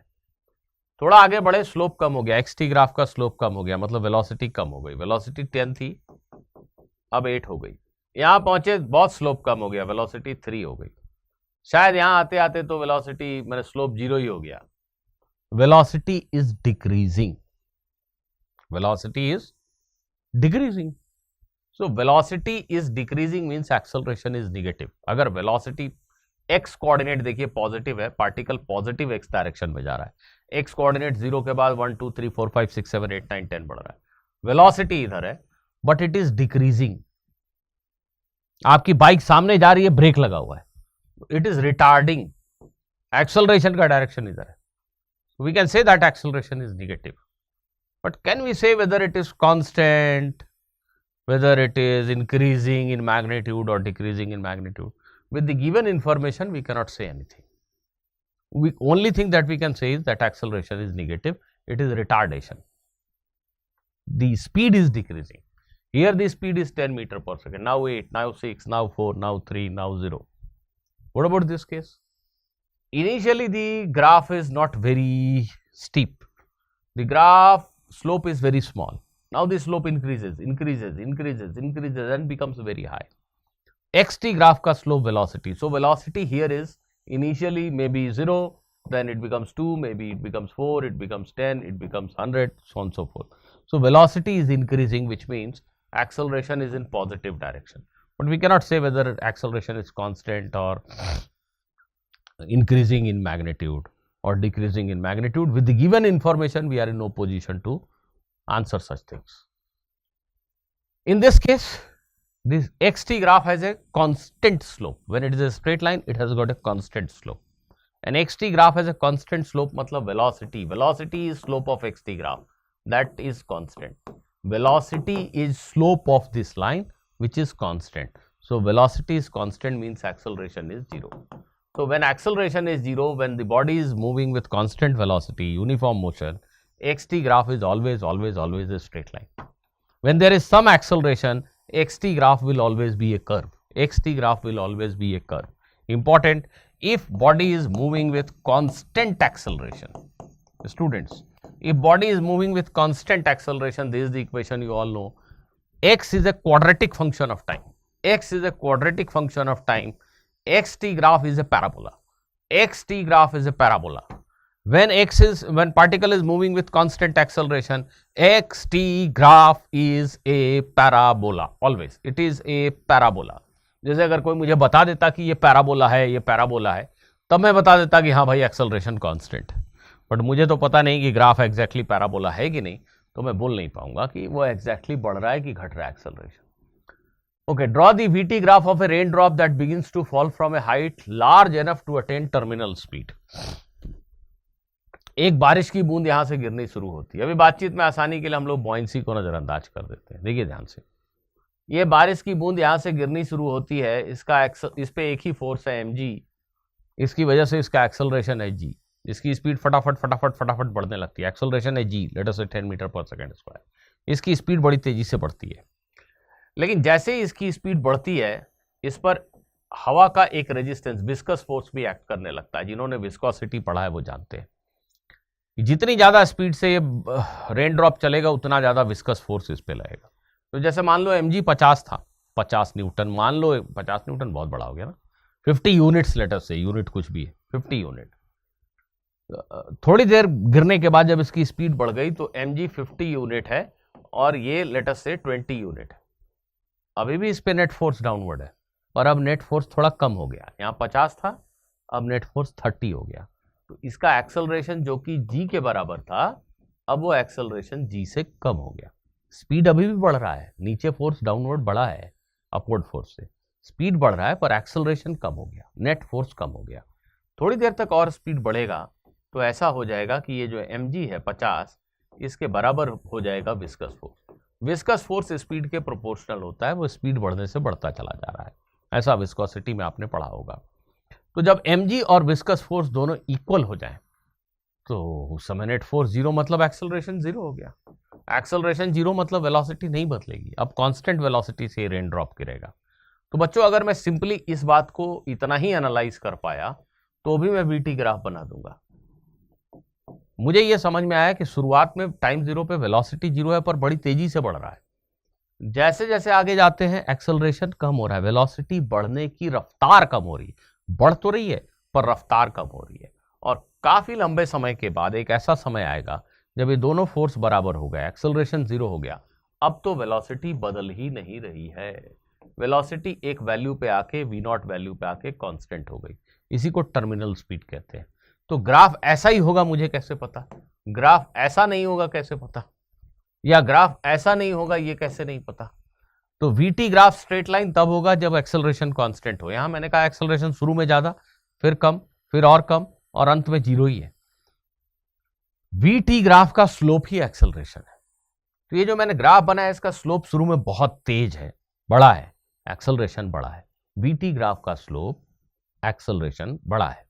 आगे बढ़े वीटी ग्राफ का स्लोप घट गया, एक्सेलरेशन घट गया, वीटी ग्राफ का स्लोप और घट गया, एक्सेलरेशन और घट गया। ये वीटी ग्राफ का स्लोप ऑलमोस्ट खत्म ही हो गया, 0 हो गया, एक्सेलरेशन 0 हो गया। ऐसा सोच के इस ग्राफ को हम बना सकते हैं। एक क्वेश्चन में कहा गया है कि ये circuit consist of capacitor and a resistance connected in series to a cell. ये कैपेसिटर है। ये जो बच्चे 12th क्लास के कैपेसिटर चैप्टर पढ़ चुके हैं वही समझेंगे। अभी अभी जो 12th में तुरंत गए हैं हो सकता है उनको ये एक बात ना समझ में आए, वो इस पोर्शन को स्किप कर सकते हैं अगर वीडियो देख रहे हैं तो। हाँ, इस स्विच को जैसे ही बंद करते हैं क्या होता है, कैपेसिटर की चार्जिंग शुरू हो जाती है ना, कैपेसिटर में चार्ज जाके भरना शुरू हो जाता है। ठीक, बिल्कुल ठीक। क्वेश्चन में क्या कहा गया है, how does the charge on the capacitor very with time. Capacitor पे जो चार्ज है वो समय के साथ कैसे बदलेगा, कोई बड़ा इक्वेशन नहीं लिखना है, इंट्यूशन से लिखो, ग्राफ बनाओ, एक मोटा मोटी ग्राफ बनाओ, इंट्यूशन से ग्राफ बनाओ। तो प्लीज समझिएगा, अगर आप समझ पाए तो समझिएगा। जैसे ही आपने स्विच को ऑन किया टाइम 0 पे स्विच ऑन किया, टाइम 0 प्लस पे, 0 प्लस का मतलब है स्विच बंद करके 0.00000001 सेकंड बीते हैं, स्विच बंद करके 0.00000001 सेकंड बीते हैं। इतने समय पे सर्किट की क्या सिचुएशन है, अभी अभी स्विच बंद किया, कैपेसिटर पे चार्ज कितना है, 0। भाई ऐसी सिचुएशन है कि पानी की टंकी है बड़ी सी, वो खाली है, टैप खोल दिया, तो टैप खोलते ही टंकी में पानी कितना है, 0। थोड़ा समय दो तब तो पानी आएगा। तो अभी अभी स्विच बंद किया, चार्ज फ्लो शुरू हो चुका है। टैप खोलने से पानी आने का रेट 0 नहीं है, टैप खोलते ही पानी 2 लीटर पर मिनट के हिसाब से आने लगा। पर टैप खोलते ही टंकी में पानी कितना है? 0। थोड़ा समय दो तब तो पानी आएगा। तो स्विच बंद करते ही कैपेसिटर पे चार्ज कितना है? कैपेसिटर खाली था, कितना चार्ज है? 0। लेकिन चार्ज जाना शुरू हो चुका है, चार्ज का फ्लो शुरू हो चुका है, करंट 0 नहीं है। करंट क्या होता है बेटा? कैपेसिटर प्लेट पे अगर चार्ज Q है तो dQ बाई dt ही यहां पे करंट है। इस प्लेट पे चार्ज जिस रफ्तार से आ रहा है, अगर यहां चार्ज Q है तो ये करंट जो जा रहा है, मतलब जो चार्ज जा रहा है उसी प्लेट पे बैठ जा रहा है। चार्ज जिस रफ्तार से बढ़ रहा है उसी को करंट कहेंगे। तो प्लीज ध्यान दीजिए, इस वक्त Q 0 है लेकिन dQ बाई dt 0 नहीं। ये ऐसी बात है जैसे मैंने बॉल को छोड़ दिया, तो बॉल को छोड़ते ही वेलोसिटी बॉल की क्या है? 0, लेकिन dV बाई dt 0 नहीं है, एक्सेलरेशन 0 नहीं है। छोड़ते ही एक्सेलरेशन 9.8 है, लेकिन छोड़ते ही वेलोसिटी क्या है? 0। स्विच ऑन करते ही Q 0 है लेकिन dQ बाई dt 0 नहीं है। बॉल को छोड़ते ही वेलोसिटी 0 है और dV बाई dt 0 नहीं है। तो चार्ज जाना शुरू हो चुका है, करंट है सर्किट में। तो जिस समय कैपेसिटर पे चार्ज 0 है, यहां कोई पोटेंशियल डिफरेंस नहीं है Q बाई C, लेकिन सर्किट में अगर करंट है तो IR पोटेंशियल डिफरेंस यहां पे है, और ये IR इसके इक्वल होगा, V के इक्वल होगा। जैसे मान लो बातचीत में आसानी के लिए V 20 वोल्ट है, तो इस समय I इंटू R 20 वोल्ट है। क्यों? क्योंकि यहां से यहां जाने पे 20 वोल्ट का ड्रॉप होना चाहिए। कैपेसिटर पे तो चार्ज ही नहीं है, यहां से यहां गए कोई ड्रॉप नहीं, कोई पोटेंशियल चेंज नहीं, तो पूरा 20 वोल्ट का ड्रॉप यही है।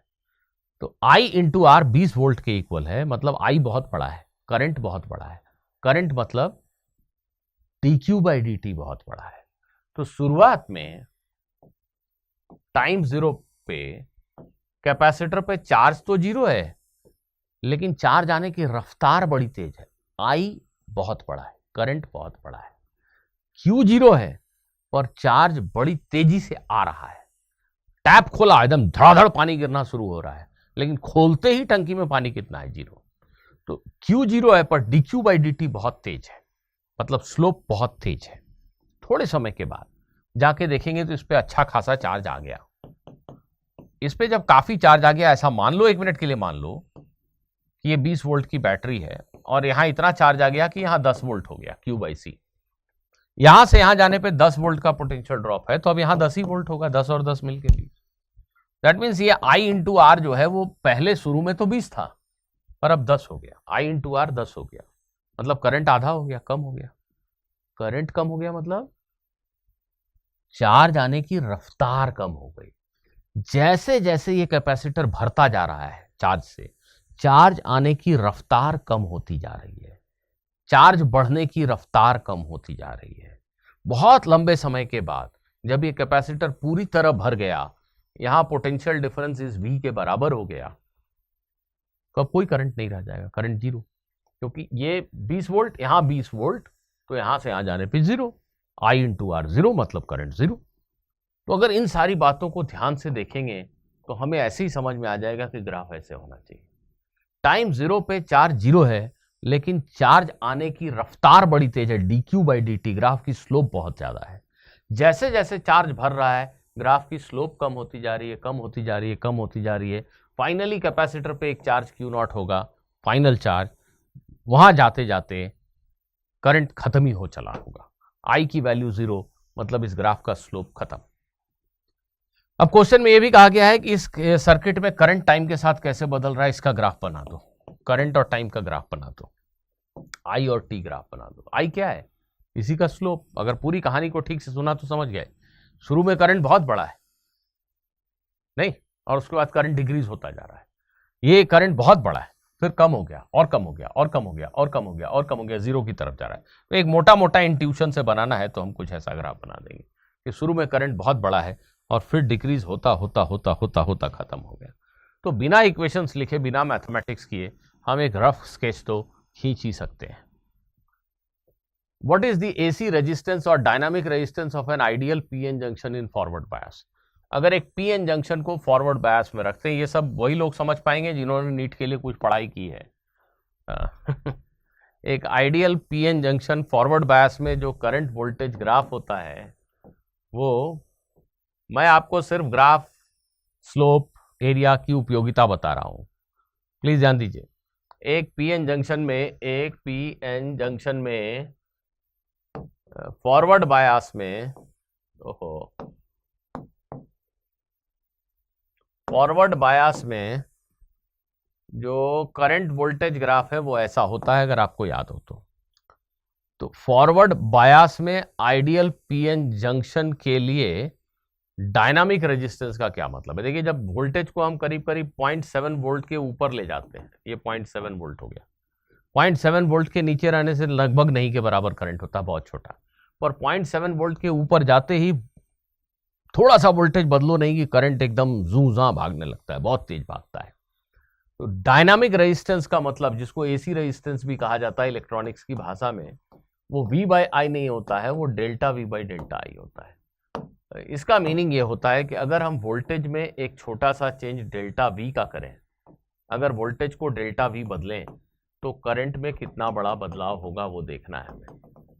तो देखिए, अगर एक पीएन जंक्शन में जो अप्लाइड पोटेंशियल डिफरेंस है वो अगर 0.7 वोल्ट के ऊपर है, 0.8 0.9 ऐसा कुछ है, 1 मिनट के लिए मान लो, अगर हमारा पीएन जंक्शन इस रेंज में कहीं है तो ग्राफ बड़ी स्टीप है। इसका मतलब ये हुआ कि हम वोल्टेज में मामूली सा चेंज करते हैं तो करंट में जबरदस्त चेंज होता है, ये और भी ऐसे शार्पली ऊपर जा रहा है। तो अगर हम इस रीजन की बात करें, यहाँ की नहीं, यहाँ की बात करें, मोस्टली हम एक ही बात करते हैं, फॉरवर्ड बायस मोटा मोटी मान लो 0.7 वोल्ट से ऊपर है पोटेंशियल डिफरेंस, तो डेल्टा V छोटा, डेल्टा I बहुत बड़ा, ये छोटा ये बहुत बड़ा, वोल्टेज में मामूली सा बदलाव करने से करंट में जबरदस्त बदलाव हो जाता है। तो ये छोटा ये बहुत बड़ा, मतलब this is a very small number. Ideally मतलब हम कल्पना करते हैं कि काश मेरे पास ऐसा पीएन जंक्शन होता कि ये नंबर ऑलमोस्ट जीरो ही होता। तो हम कहते हैं फॉरवर्ड बायस में जो पीएन जंक्शन है उसका डायनामिक रेजिस्टेंस या एसी रेजिस्टेंस ऑलमोस्ट जीरो होता है। ऐसे ही आपके नीट के एग्जाम में इस तरह के भी क्वेश्चन, नीट या AIPMT जो बोल रहे हैं, ऐसे भी क्वेश्चन पूछे गए हैं कि एक पार्टिकल के मोमेंटम और टाइम का ग्राफ दिया हुआ है, this is how momentum of a particle is changing with time, ऐसा ग्राफ दिया हुआ है, नंबर्स लिखे हुए हैं, ऐसा यूनिट में है सब कुछ, ऐसा कुछ लिखा हुआ है, ये सेकंड में है, ये kg मीटर पर सेकंड है, और आपसे पूछ देंगे कि भाई बताओ पार्टिकल पे कितना फोर्स लग रहा है अगर उसके मोमेंटम और टाइम का ग्राफ दिया है। तो बच्चों जिनको याद है न्यूटन सेकंड लॉ की F is equal to dp by dt, वो तुरंत आंसर बता देंगे, dp बाई dt। अगर ऐसा कुछ इक्वेशन लिखा होता, ऐसा कुछ इक्वेशन लिखा होता तो डिफरेंशिएट करते, इक्वेशन नहीं लिखा पर रिलेशन ग्राफ के फॉर्म में दिया है। तो dp बाई dt जानने के लिए ग्राफ का स्लोप, अगर ग्राफ एक स्ट्रेट लाइन है तो एक ही स्लोप होता है भाई। रेट ऑफ चेंज मतलब ये tan थीटा, ये tan थीटा कैसे मिलेगा, this upon this, this 10 and this is 6 in this case, तो 10 अपॉन 6 यही हमारे इस क्वेश्चन का आंसर हो जाएगा। 10/6 न्यूटन, सब कुछ ऐसा ही यूनिट में है। 5/3 न्यूटन का फोर्स पार्टिकल के ऊपर लग रहा है। ऐसे ही PT ग्राफ की जगह अगर हो सकता है ग्राफ में लिखा हो कि किसी रोटेटिंग बॉडी का एंगुलर मोमेंटम टाइम के साथ ऐसे बदल रहा है, यही ग्राफ बना हुआ है, यही ग्राफ बना हुआ है, और आपसे पूछेंगे टॉर्क क्या है। आपको सिर्फ अगर ये पता है कि rate of change of angular momentum is torque, तो आप फट से समझ गए कि अच्छा इस ग्राफ का स्लोप बताना है, tan थीटा बताना है, यही चीज इस केस में टॉर्क हो जाएगी। तो अगर आपको डेफिनेशंस याद हैं और आप ग्राफ के स्लोप का मीनिंग समझते हैं तो आप ऐसे क्वेश्चंस का आंसर जल्दी से दे पाएंगे। एक और एग्जांपल देख लेते हैं। In a photoelectric cell, show that graphical variation of maximum kinetic energy of photoelectrons with the frequency of light. अब ये भी जिन्होंने फोटो इलेक्ट्रिक इफेक्ट पढ़ा है उनको समझ में आएगा, उनको याद होगा कि एक फोटो इलेक्ट्रॉन की मैक्सिमम काइनेटिक एनर्जी इतनी होती है जहां न्यू यूज की गई लाइट की फ्रीक्वेंसी है, और जो फाई है वो वर्क फंक्शन है मेटल का। तो क्वेश्चन में कहा गया है कि मैक्सिमम काइनेटिक एनर्जी के मैक्स को न्यू के साथ प्लॉट करके दिखाओ। तो ये बच्चों को समझ में आना चाहिए कि ये y है, h यूनिवर्सल कांस्टेंट है, इसको एक्स एक्सिस पर रखने को कहा जा रहा है, और जो -5 है ये बेसिकली एक कांस्टेंट है। तो y is equal to mx plus c ऐसा रूप है इस इक्वेशन का, और ऐसे ग्राफ तो फट से हम बना सकते हैं, ये स्ट्रेट लाइन ही होंगे। ये स्ट्रेट लाइन होंगे। देखिए ये स्लोप पॉजिटिव नंबर है तो ग्राफ स्ट्रेट लाइन होगी विथ इंक्रीजिंग, ऐसे जाती हुई ग्राफ होगी। वाई एक्सिस पे जो वाई इंटरसेप्ट है वो -5 है। जैसे मान लो वर्क फंक्शन है 2 तो ये -2 है, मतलब लाइन यहाँ से पास हो रही है -5 से और पॉजिटिव स्लोप वाली लाइन है, तो ये लाइन ऐसी होगी। एक्चुअली काइनेटिक एनर्जी निगेटिव का तो कोई मीनिंग होता नहीं है, तो इसको मैथमेटिकली हमने ऐसे प्लॉट कर दिया, पर रियल लाइफ में ये ग्राफ तो बस इतनी ही होगी, इतनी होगी। तो अगर हम ये इक्वेशन जानते हैं तो हम ये ग्राफ जानते हैं, इसको अलग से रखने की जरूरत क्या है। हमें ये पता है कि इस लाइन को अगर एक्सटेंड करेंगे तो ये जो y इंटरसेप्ट है ये सीधा सीधा वर्क फंक्शन बताएगा। जैसे ये -2 है तो 2 electron volt is the work function, right. और पूछा गया है कि इस ग्राफ के स्लोप से आपको क्या मिलता है, what is value of tan theta. तो tan theta is nothing but Planck's constant, because यही तो ग्राफ का स्लोप है। y = mx+c में ये m है और यही हमारे ग्राफ का स्लोप है। तो अगर मैं किसी डिफरेंट मेटल के लिए भी एक्सपेरिमेंट करूं और ये ग्राफ खींचूं तो I will get a line that is parallel to this line only, because tan theta तो एक यूनिवर्सल कांस्टेंट है। तो just by knowing the fundamentals of mathematics हमें बहुत सारी चीज़ों को रट्टा मारने की ज़रूरत ख़त्म हो जाती है। इस बात पे आपका नज़र ध्यान जरूर जाना चाहिए।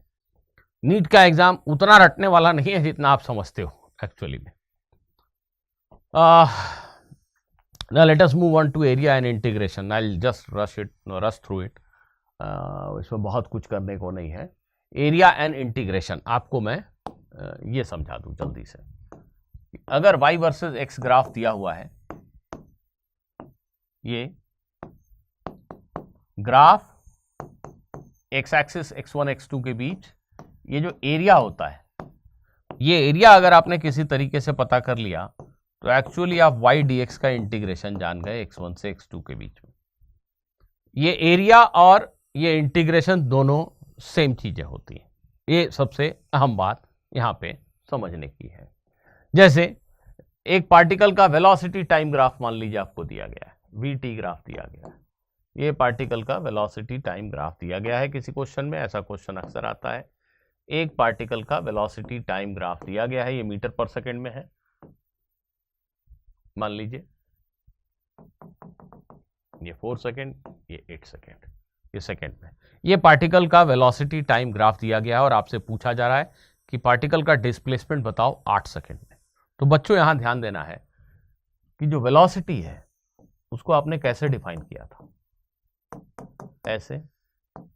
इस इक्वेशन को मैथमेटिकली हम लिख सकते हैं ऐसे, और इस इक्वेशन को हम दोनों तरफ जब इंटीग्रेट करते हैं, टाइम 0 से t बदला, x की वैल्यू 0 से x बदली, ऐसा मानो, तो ये डिस्प्लेसमेंट हो गया।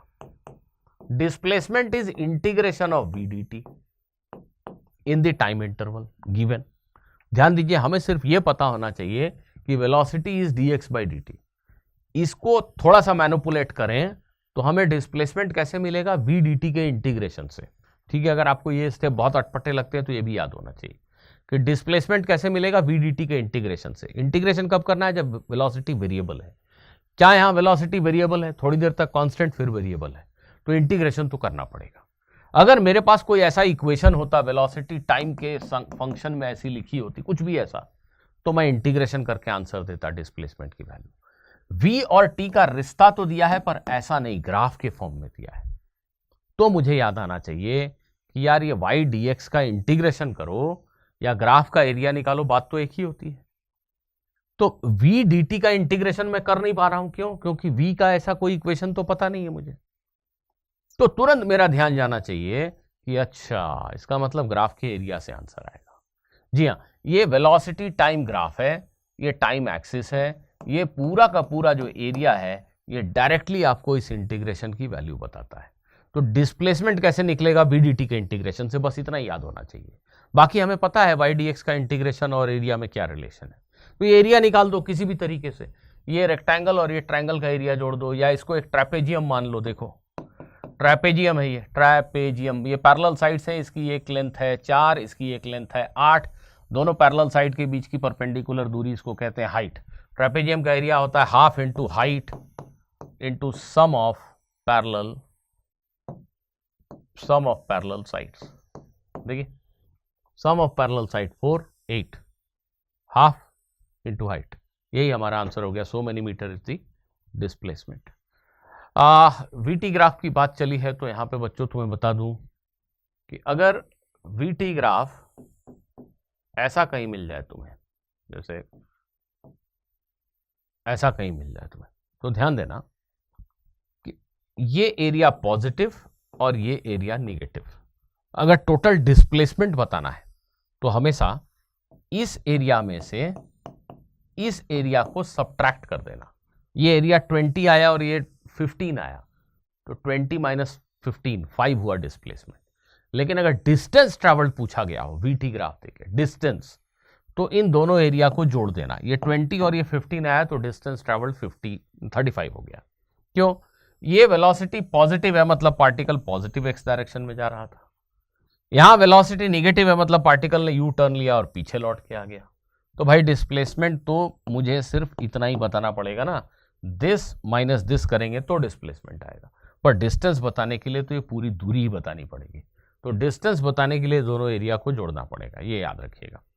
आइए ये क्वेश्चन देखते हैं। Acceleration versus time graph for a particle moving along x axis is shown in figure. Initial velocity of the particle is 2 metre per second. Find the velocity of the particle at t is equal to 1 second. ये acceleration time graph है, खुद से try करो, video pause कर दो।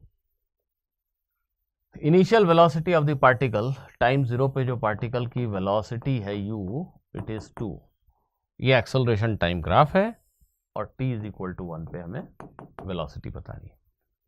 आप में से मैक्सिमम लोग, अगर मैं पूछूंगा कि क्या एक्सेलरेशन टाइम, अगर वेलोसिटी क्या 0 से 1 सेकेंड में डिक्रीज हो रही है, तो मैक्सिमम लोग कहेंगे हाँ, उन्हें कुछ घटने का आभास हो रहा है इस ग्राफ में।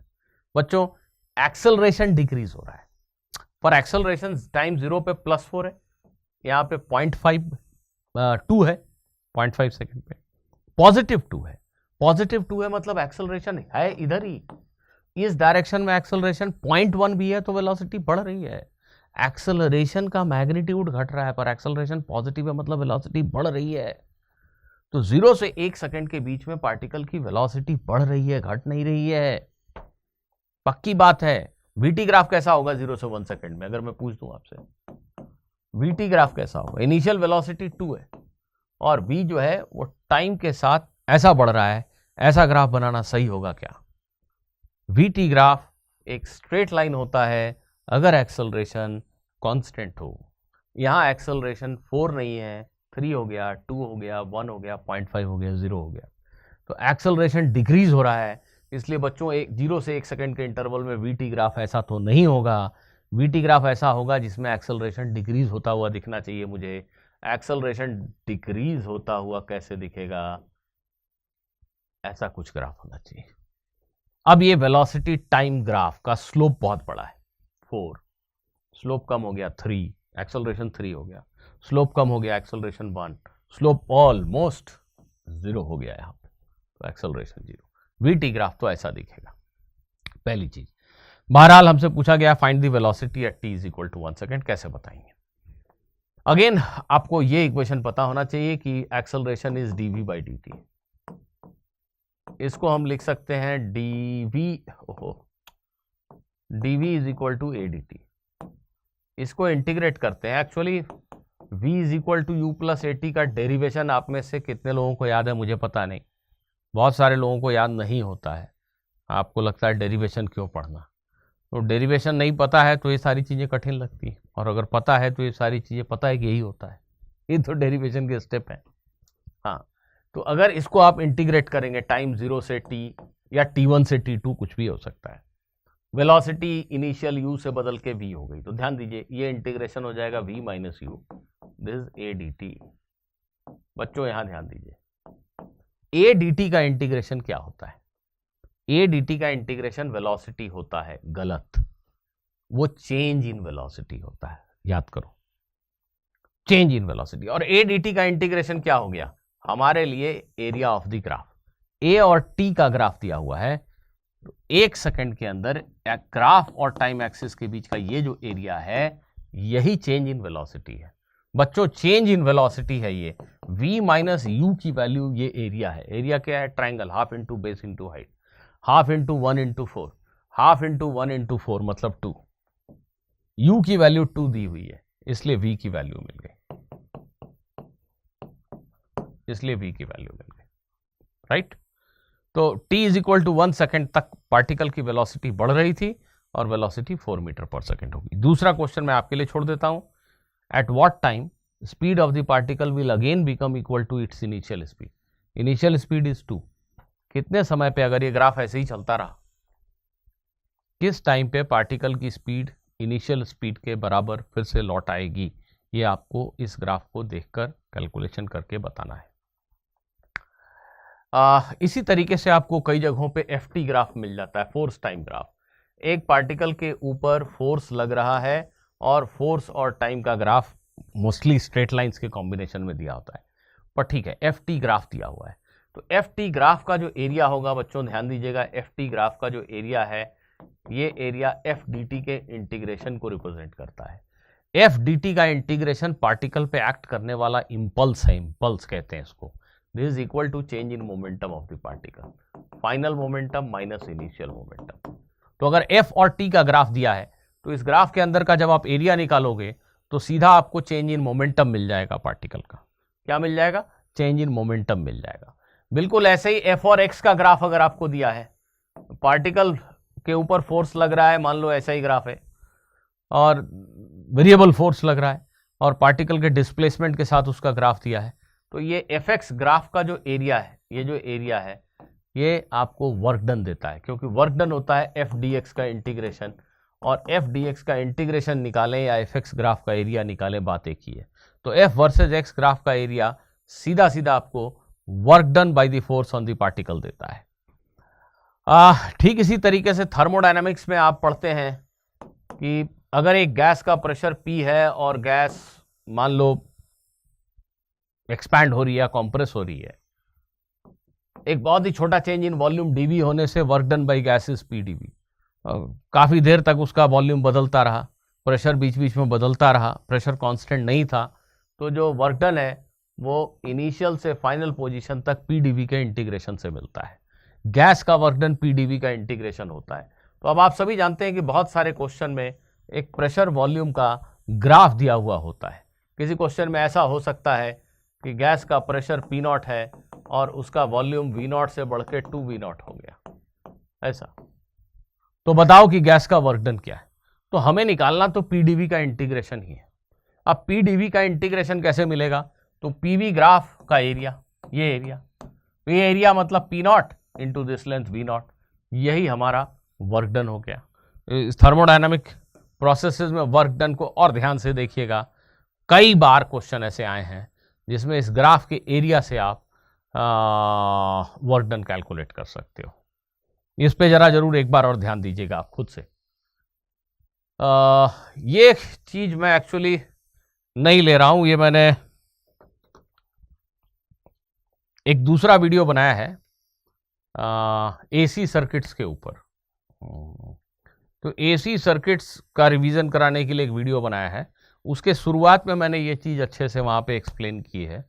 तो आप में से जो लोग इंटरेस्टेड हों, अगर एसी सर्किट नहीं भी पढ़ा है, अभी 12th क्लास में गए हों, पर ये चीज़ जानना चाहते हैं, तो शुरू का 10-15 मिनट देख लेंगे तो दे विल अंडरस्टैंड कि इंटीग्रेशन का यूज़ या ग्राफ के एरिया का यूज़ हम एक क्वांटिटी के एवरेज निकालने में कैसे कर सकते हैं, पर्टिकुलरली तब जब वो क्वांटिटी लीनियरली वेरिंग ना हो। तो ये आप उस वीडियो में देख लीजिएगा। आज इस वीडियो को हम यहीं पे रोकते हैं। होपफुली आपके ग्राफ से रिलेटेड बहुत सारे डाउट को मैंने एड्रेस किया है। Thank you for watching this video.